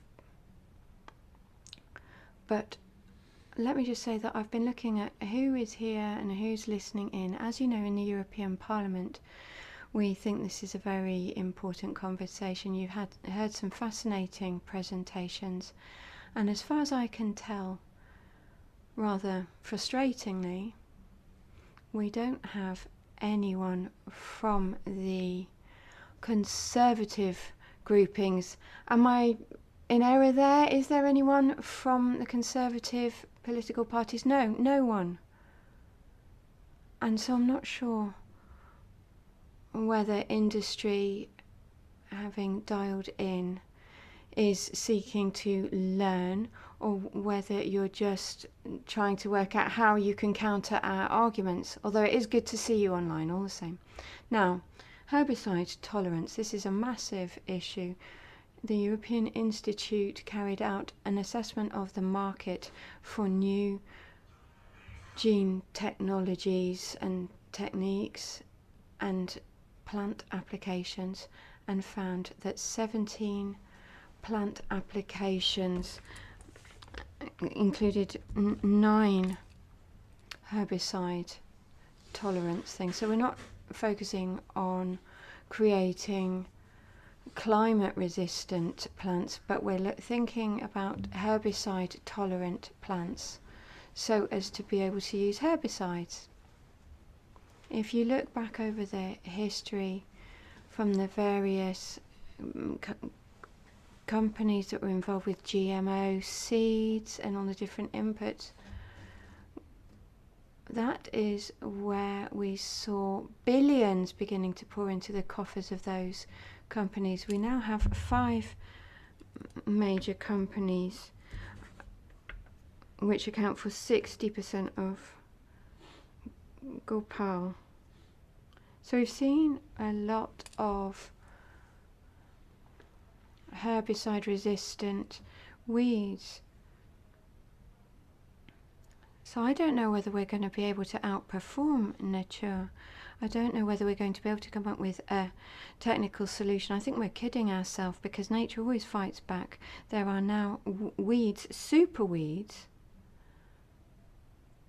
There are things that are 2.5 meters high. You see them in the soya fields in the US. You see a lot of resistance, and that means that we need even more pesticides so as to overcome these problems. And the large corporations have now reached agreements on how to tackle resistance issue. And what we're doing is we're bundling up our toxic agricultural product, and perhaps in the next few years we will be able to have some kind of safety measures and applications that will avoid this. But at the moment we have a treatment that isn't really a solution. It's not for a healthy and sustainable future. So what we need to do is comply with existing legislation. We need to work with agroeconomic systems rather than coming up with a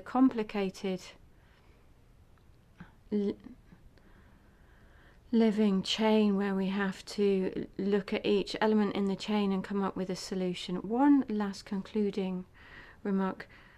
Gene technology and GMO is currently 0.03% of biodiversity, so let's just bear that in mind. Vielen Dank. Thank you. I have to apologise, Muta. Madame Rivasi is going to have to leave very soon, and so she has asked whether she could take the next slot. So, Madame Rivasi. Thank you very much, and thank you for organising this meeting. This is, after all, a very serious topic, an extremely important one, too, because it doesn't focus just on GMOs. It addresses the whole issue of what might be regarded as objective science. You will know that the Greens commissioned a report on this issue, and you know the usual lobby groups applied pressure to the Commission. That happens to some extent at Parliament too, but it's above all at the Commission that this happens, as they seek to call this legislation into question. In 2018 in particular, the Court of Justice of the European Union ruled that new GMOs are covered by EU legislation on GMOs and are subject to the same safety scanning and labelling requirements as any other GMO subject. Now, as far as we were concerned, that was a serious act. We had the labelling for the benefit of consumers, and at the same time we had risk assessments attached to this. At this point, we've been weighing up who these pressure groups are. There are the usual culprits, the industry, well, they're doing their job, Euroseed, we know BASF, and Bayer, all the rest of them are in the background. But the issue now is the scientists involved. Who are these scientists? When we assessed this, we found that many of the scientists are calling for deregulation of GMOs and actually have conflicts of interest. Okay, they may have positions at university, but in order to carry out their research, they sign contracts with industry and they end up lodging patents for these new GMOs. So these scientists are false scientists, or at least they're scientists with interests in the industry. There's a terrible conflict here. Science is actually being taken over by the industry. Now, here people are saying we're in favour of biodiversity, we're pro-innovation. Yes, but to what end? But people say to you, look at the research being carried out. They're not items of research for the general interest. It's not research for consumers. As a biologist, you have to ask, what about traceability? What about the impact on the environment, ecosystems? What are the long-term consequences for health? We've no answers to those questions. So we have to be extremely vigilant, and we must constantly call for the scientists to list their interests. We cannot allow science to be captured by the industry. That's the message I want to leave with you. So there can't be any question of undermining this regulation that we've built up with the backing of European case law. We don't have to give way to the Commission, which is under pressure from the lobbies. They're capable of accepting anything. No, we in the Greens are saying, no, our existing regulation is fine, let's keep it. Thank you.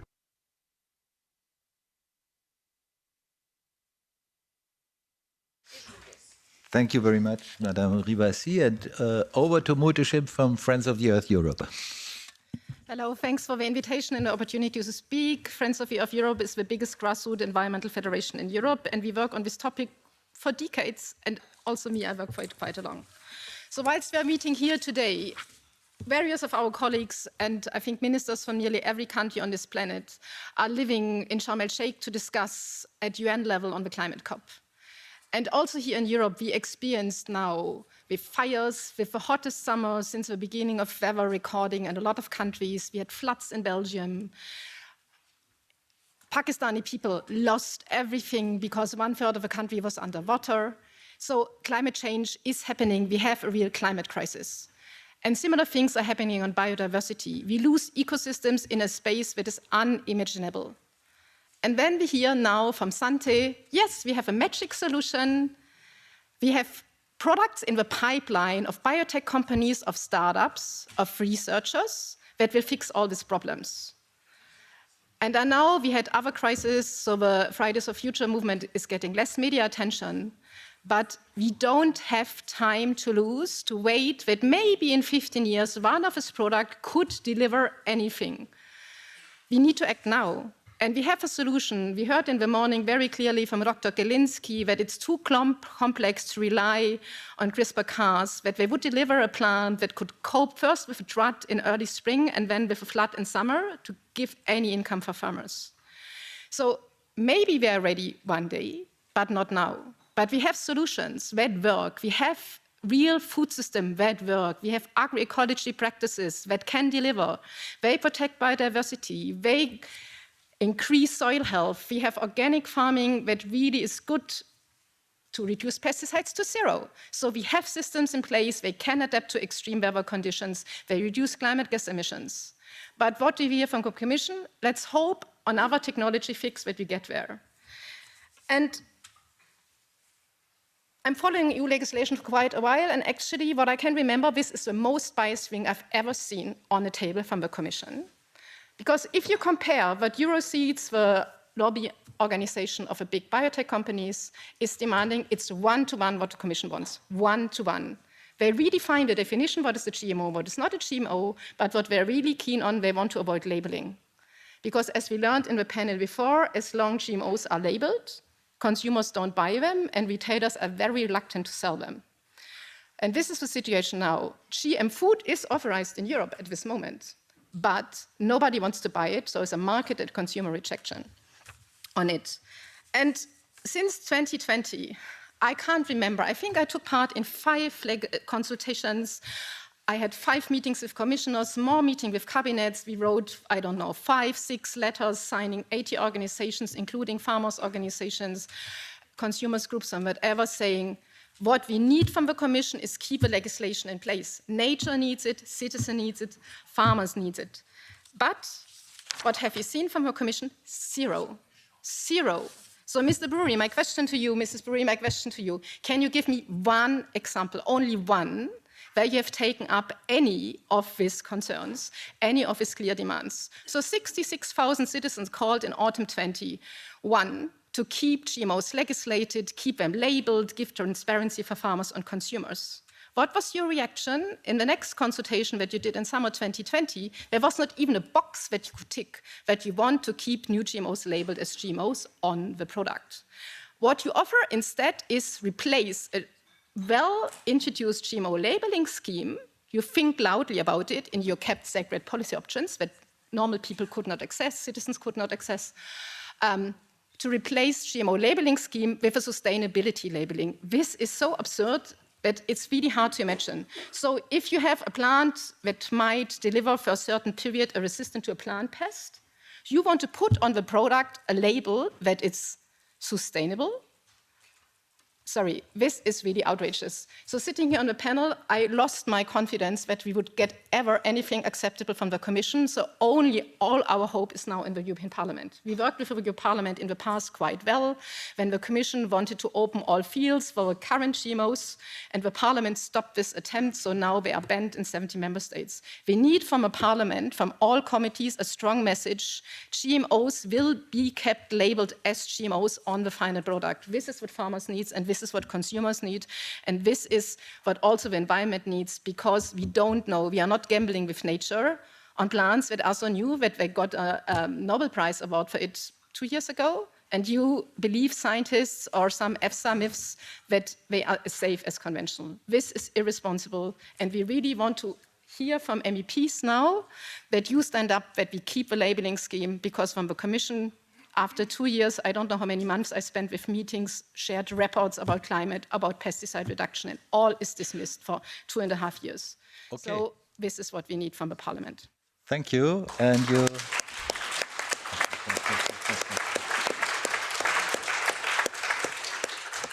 Mrs. Bury needs to respond immediately.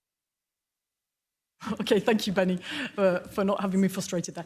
Maybe, and I promise to be short, so I will. First of all, in relation to Mrs. Wiener, I would like to thank her for the work that she's doing on the sustainable use regulation. Thank you very much for your rapporteurship on that and your involvement on the sustainable use. We really appreciate that, and we want to work very constructively with you on that. You mentioned herbicide tolerance, and I think it's a very important point that you raised there, no? And it goes back to what I was saying at the beginning, which is we need to keep society and the environment at the middle of everything that we do on this. And using technology to do things like herbicide tolerance is I think, questionable. Let's put it that way, no? I think it's questionable. So I fully understand where you're coming from on that. And we do keep that example in mind in the Commission. It's very much at the forefront of our minds. So if I may now, in relation to Mütter, you are very eloquent, and I would like to take you to discuss with the member states, because I would like to put you in the situation that I had last night from 9:30 till 11 o'clock on the sustainable use of pesticides, where we tried to explain the impact on the climate and biodiversity of the continued use of chemical pesticides. But it's quite difficult to get that message through sometimes. So please, you're welcome to come and help with that. Huh? I really need you. We need you on that file to get member states to understand the urgency of it, because they are dragging their feet, not really aware of the fact that things are moving on. This Parliament, the mandate of this Parliament will change. There will be elections, and we need to move before that, I would say. Yeah? So please, I understand what your point of view is, but the Commission is also in the trenches on this with you fighting. So now I come to what you were saying about labelling. And I said it at the beginning. I think the labelling issue is a difficult one. And I also said there needs to be transparency and consumers need to make choices. So we will factor that in to what we do. And last, if I may, to close, Irene tells me that there were boxes in the consultation. So let's base things on the facts, please. But I'm happy to discuss. Well, I'm not sure it's good to dispute that on a panel. I think we've got bigger things to discuss, but we can certainly talk about that and see what you think the problem was. Thank you. But my question to you was, what do you take up from all these demands in your new proposals? Okay, that will be for the next answer that we will have now. First for Maria Arena from the Socialist Group. Merci beaucoup. Je vais parler en français. Thank you. I'll speak French. It's easier for me to get across my point of view in my mother tongue. By way of reply to what was said just now by the Commission representative, clearly the Commission's position, particularly in the instance of pesticides, is not a simple position. Having had to deal with this issue of pesticides on behalf of the S&D group, we do have full understanding of the position of the member states. Work has to be done at every level, nationally as well as at the European level, if we're to attain the goals we have before us. Now, it's true that sometimes the Commission does come under attack for its proposals. Far be it from us to imagine that the Commission's position is a simple one when it comes to persuading various member states of the case for pressing ahead. Now, switching to genome techniques, the initiative came from the Commission. Although we have GMO regulations today. So why would the Commission take an initiative when we already have regulation? What I really cannot understand is that the Commission is exposing itself to proposals such as this in the eyes of the member states. With the existing regulation, I stick to the view there was no need for an initiative on this from the Commission. So the question in our mind is, why did the Commission take this initiative? Now, perhaps I will seem a little blunt, but Michele Rivasi touched on this point. She said there is an industrial lobby out there today working on the Commission. And when you look at what's behind that industrial lobby, there was a reference to Monsanto a little while ago. You know, if you give Monsanto the keys to solving the issue of climate change and sustainable development, or addressing food security for a growing population, it's as if you were handing over your child to a paedophile to get them to look after it. Sorry, but I really find this rather awkward. Sorry, but if you call upon a firm which itself is part of the cycle leading to the destruction of biodiversity, releasing products onto the market which lead to the climate being destroyed, I'm sorry, but I just can't see things in that light. So whether it's Monsanto or any other of these firms lobbying, these are people you really have to keep at arm's length from any change to the regulation, which means there have to be obstacles. There has to be a cordon sanitaire. As far as I'm concerned, that's what we need. Dealing with firms like that is a cordon sanitaire. We must not allow our positions to be poisoned by proposals from those firms. Now, there are proposals on climate change now and on biodiversity, as well as food security. I actually talk about food sovereignty rather than food security. And turning to those firms is not the way you find a solution. What I've heard today, be it from scientists or from those who've spoken about the economic impact of all this, merely serve to strengthen my position that we do not need the Commission's proposal today on these genome techniques. And that is the case we will try to win in this Parliament. Thank you. Thank you very much.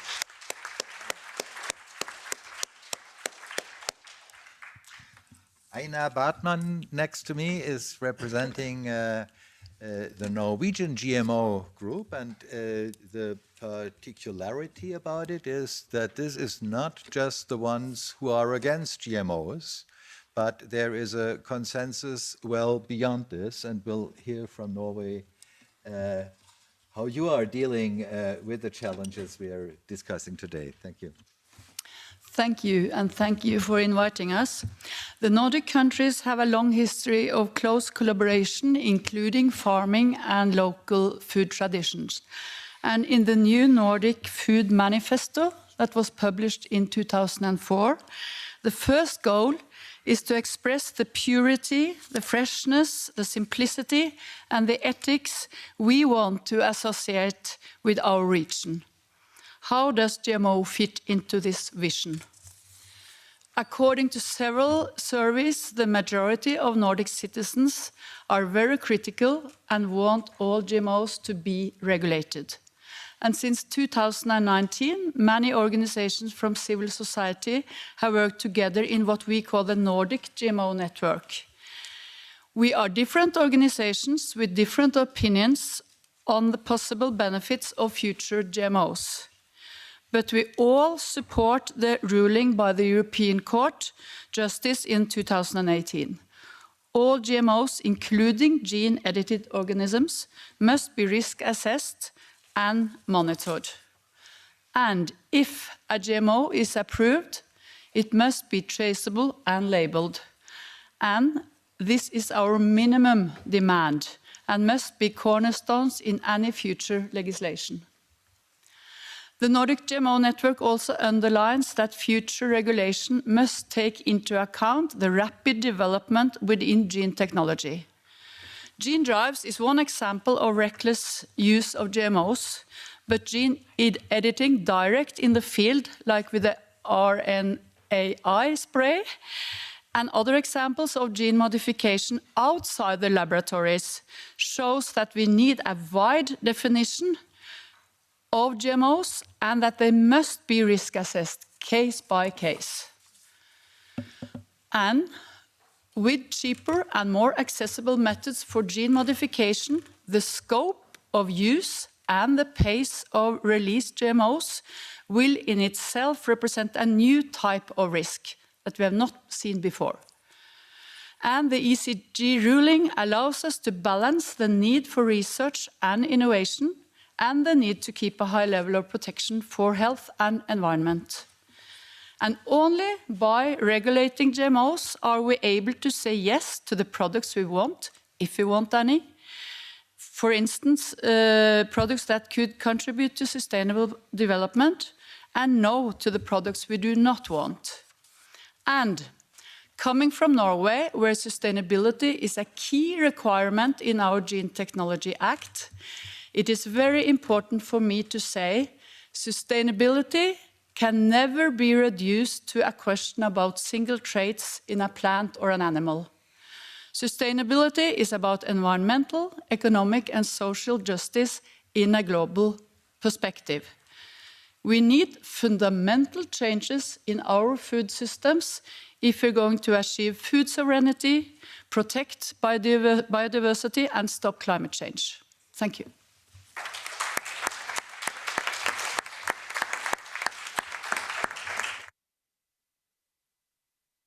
Thank you. Pascal Durand is from the Renew group and will give us an additional perspective on the topic. I understand in your group there are a couple of views on this, and we will hear from you. Thank you. I can express me in French? Yes, it's, okay. Merci beaucoup. Thank you very much. I have to say, I hate having to do what I'm about to do this, Maria. I'm not grateful to you for putting me in this position. I don't like this. I've arrived late on the panel, but it was for good reason. We were voting on a gender equality text on gender equality in companies that's been stuck in Parliament for 10 years, which was also an important feature of a more sustainable and fairer world. And that fits in with our vision. I don't want to take too long, not least in light of all the people who've already spoken, and unfortunately I wasn't able to hear their comments. I can tell you that the Renew group is very much divided. So I'm not speaking on behalf of the Renew group, not least because I don't have a mandate to do so. I wouldn't want to have to do that. So I'm not talking on behalf of my group. When I'm talking about this, I am speaking personally as an environmentalist. My position is well known, it's very clear. My view is that there is no place for commercialization of the world without controls. It's pretty clear. So every time that we manipulate living entities, every time that we attack natural evolution, we need to do so subject to very rigorous checks and controls. We need to think very carefully about the precautionary principle in all of those activities. Now, I think the most dangerous feature, I said this at the time of the GMO debate, but I will repeat it now. So the big debate is not really about the scientific and medical issue. We're talking about justice and environmental issues and the privatization of living entities. So we're giving industrial companies control over our food supply and farming around the world. And that is an overturning of our civilization. For thousands of years we have been working for the common good. We have treated the natural world as a common resource, but we're now destroying that approach in the name of money, in the name of overproduction, in the name of unbridled growth. And I can tell you that we will always be accused of being opposed to science, but actually we are the great defenders of humanity and of these principles. We're very aware of what we're going to be bequeathing to future generations, including our own children. So that's what I have to say. I have to say that the position adopted by part of my group, and I imagine this is similar in the Socialists and Democrats group, although the Greens are remaining united on this, for which I'm very grateful. But within the Renew group, I can tell you that we are a minority in fighting for the precautionary principles and the principles of sustainability and justice, which is what this Parliament stands for. Thank you. Thank you so much. We've all started as a minority, and so don't give up. The next speaker is Pat Thomas from the UK, and she will give us a taste of how deregulation looks in the UK. And over to you. Thank you, Benny. I suppose I should preface my remarks by saying that although the UK is no longer part of the European Union, we are inarguably part of the fabric of Europe, and what we do affects you, and what you do affects us. It's absolutely no secret that the UK has made some very bad political decisions recently. The draft genetic technology precision breeding bill is just one of them. Written with one beneficiary in mind, the biotech industry, it fails to recognize the intersection of agricultural biotech with multiple other areas of food production, health, social justice, and environment. Unpopular with our citizens, it relies on legally and scientifically vague language and a near mythical PR narrative of the GMO that could have occurred naturally.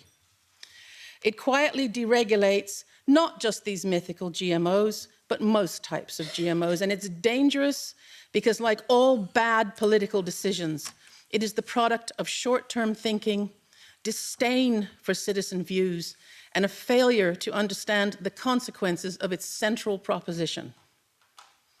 Genetic engineering technologies are evolving quickly, and proposed uses extend well beyond the historical handful of commodity crops into every corner of agriculture, food production, and the wider environment, to horticulture, cover crops, and sea vegetables, to land-based livestock and aquaculture, to re-engineering farmed insects for food and feed, as well as vital pollinators to better withstand higher pesticide applications, to gene-edited microorganisms to coat our seeds with biological pesticides and inject our soil with plant growth promoters, to synthetic biology, the extreme re-engineering of bacteria, algae, and yeasts to produce substances they would normally never produce, to man-made DNA, written on computers and used to create organisms that have never before existed and whose impact on nature is unknown, to biological labeling made up of synthetic or re-engineered DNA and put into farmed products to trace them through the food system, to RNAi sprays used in the field to switch genes on and off at will, to gene drives, turning fields into laboratories, spreading genetic modifications quickly through plants, animals, and insects in the open environment, and finally, to the use of all of these technologies in wild nature as tools of conservation to re-engineer the living landscape. This is the overwhelming big picture of the deregulatory pathway, blurring the lines between nature and technology with inevitable negative consequences for farming, the environment, culture, and our citizens, but also for the biotech industry, because deregulation risks the boom and bust of an industry so overwhelmed by its own creations, most of which will never find a route to market, that it will crumble under the weight of its own ambitions. If the EU follows this pathway of short-termism and ignoring the consequences, it will be an active participant in all of these failures. And so I urge you, as you contemplate regulatory reform, to ensure that the principles of legitimate legislation, foresight, precaution, democracy, these are words that have meaning, ensure that these foundational principles in the European Union are guiding your every decision. Thank you.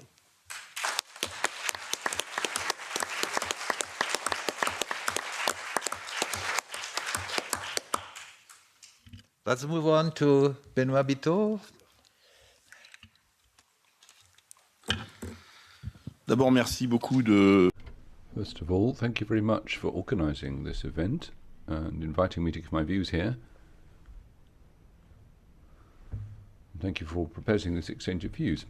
Now, you may be surprised to hear me say this, but I draw some reassurance from some of the points I've heard this morning, insofar as we have mainly women speakers at the top table today, and we've seen that they tend to be more aware of these issues rather than Mrs. Thatcher. But anyway, I'm reassured to see women grappling with these issues. Then let's see things in context. At what point is this proposal for a revision of the text coming through? Well, there's a terrible state of affairs here. There's rare cynicism here. We see that against the backdrop of the geopolitical crisis in Ukraine, the drought and climate change, the usual suspects are once again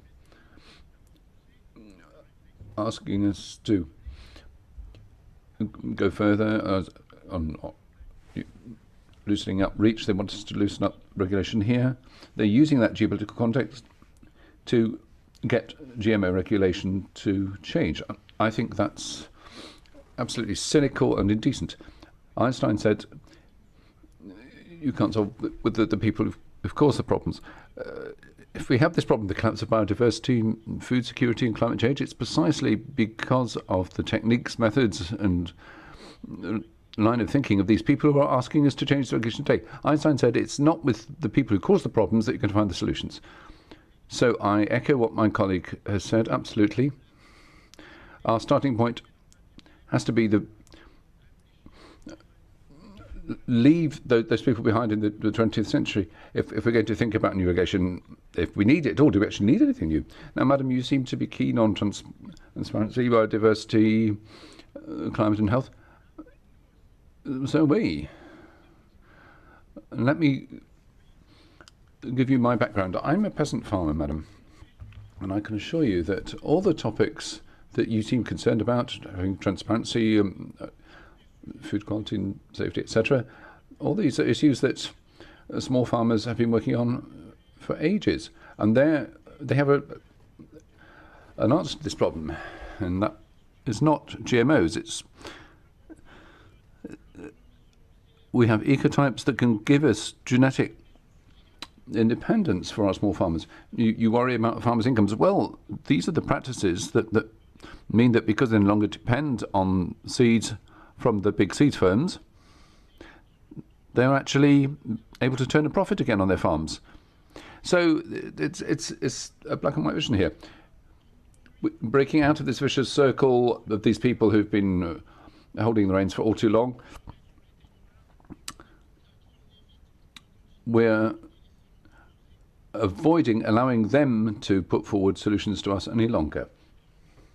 So that's my problem. I'd like to quote Gandhi, as I've mentioned, small farmers. He said, showing an example, it's not just one way of persuading people, it's the only way. Scientific objectivity. I've carried out research on GMOs.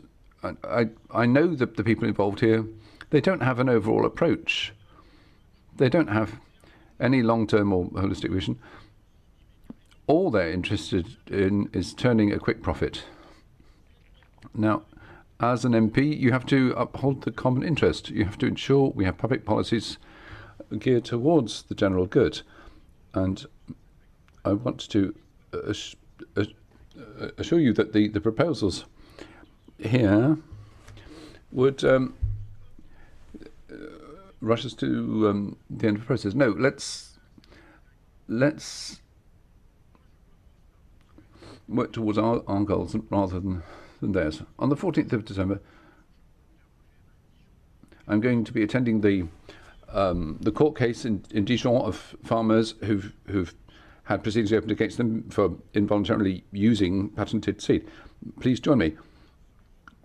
This regulation must not change. It must stay on the statute because it is, as Michele Rivasi was saying.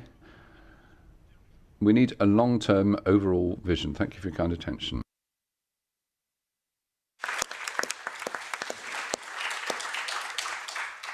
Thank you, Benoît. You've been speaking for at least 2 men on the panel, and I hand over to our last intervenant, Nina Holland from Cooperative Europe Observatory. Thanks very much, Benny, and thanks for having me on this panel. Being the last speaker, it's challenging. I'm from Cooperative Europe Observatory, a lobby watchdog organization based here in Brussels. So I have the pleasure for a number of years to read all these documents that industry sends to decision makers, notably the European Commission, to push for deregulation of new GM technologies.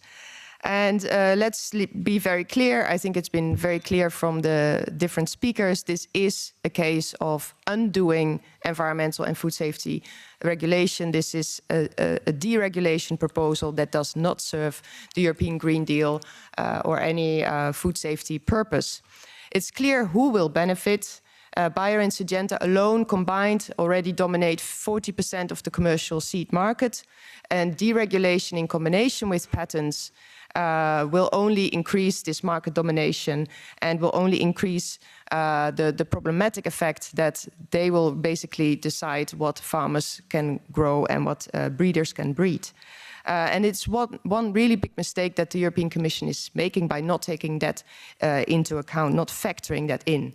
Now we are in a situation where we have big battles, where the European Commission is proposing a drastic cut of pesticides, which we welcome very much. This leads to even stronger pressure from the industry to deregulate new GMOs, so that can make up for the part of the expected losses from the pesticide business. As Ms. Arena has very clearly said, we cannot rely on any genuinity of claims of sustainability by these corporations. Farm Format, they don't have the track record. They sell, they have around one third of their profits from pesticides is from the highly hazardous pesticides, and they even want to keep exporting them around the globe. So they really have no intention to really change their business. And increasingly, what we see is that in these avalanche of lobby events that we're seeing today, they are more and more hiding behind the lobbyist scientist platforms that Ms. Rivasi was referring to, like EU SAGE, which was set up by the Flemish Biotechnology Institute, which itself has Bayer and BASF on the board. So there's a great collaboration, integration there.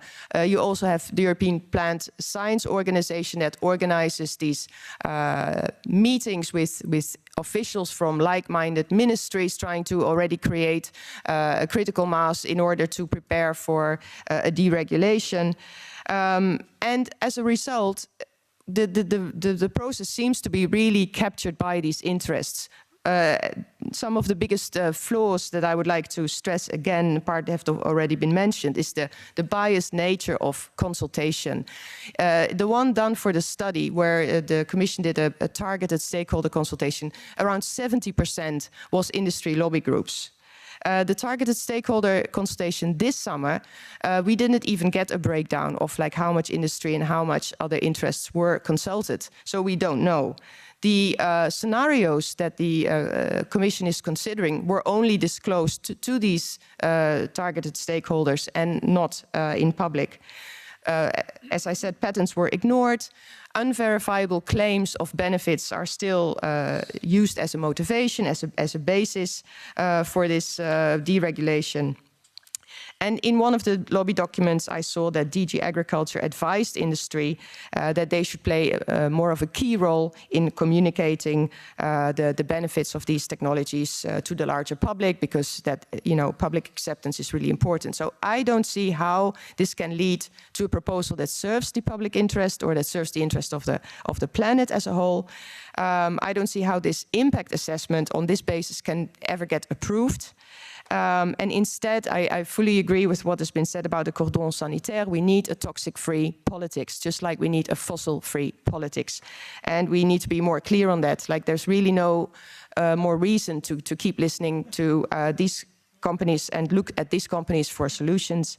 Instead, we should support organic farming, agroecology, and the decades of experience that are in these sectors to make agriculture more resilient and fair. Thank you.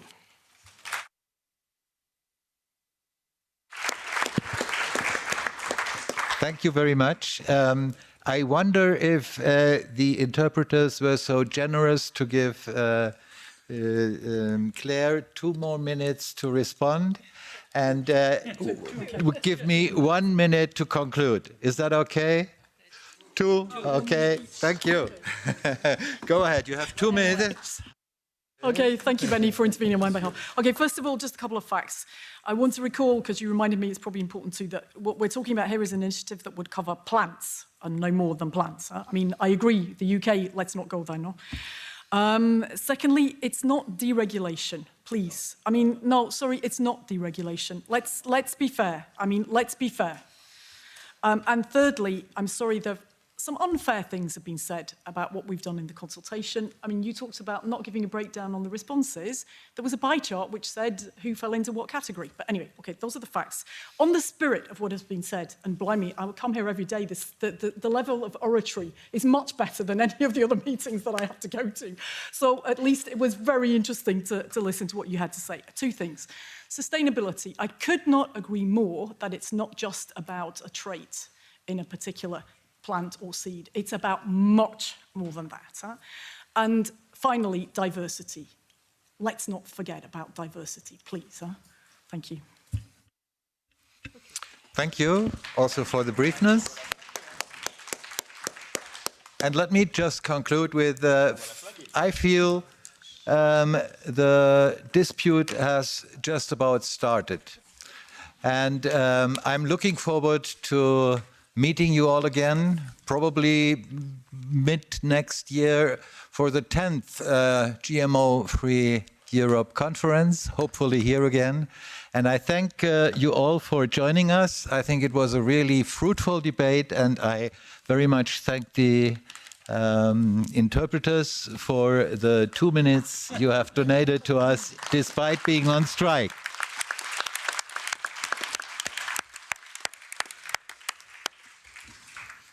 Bye-bye.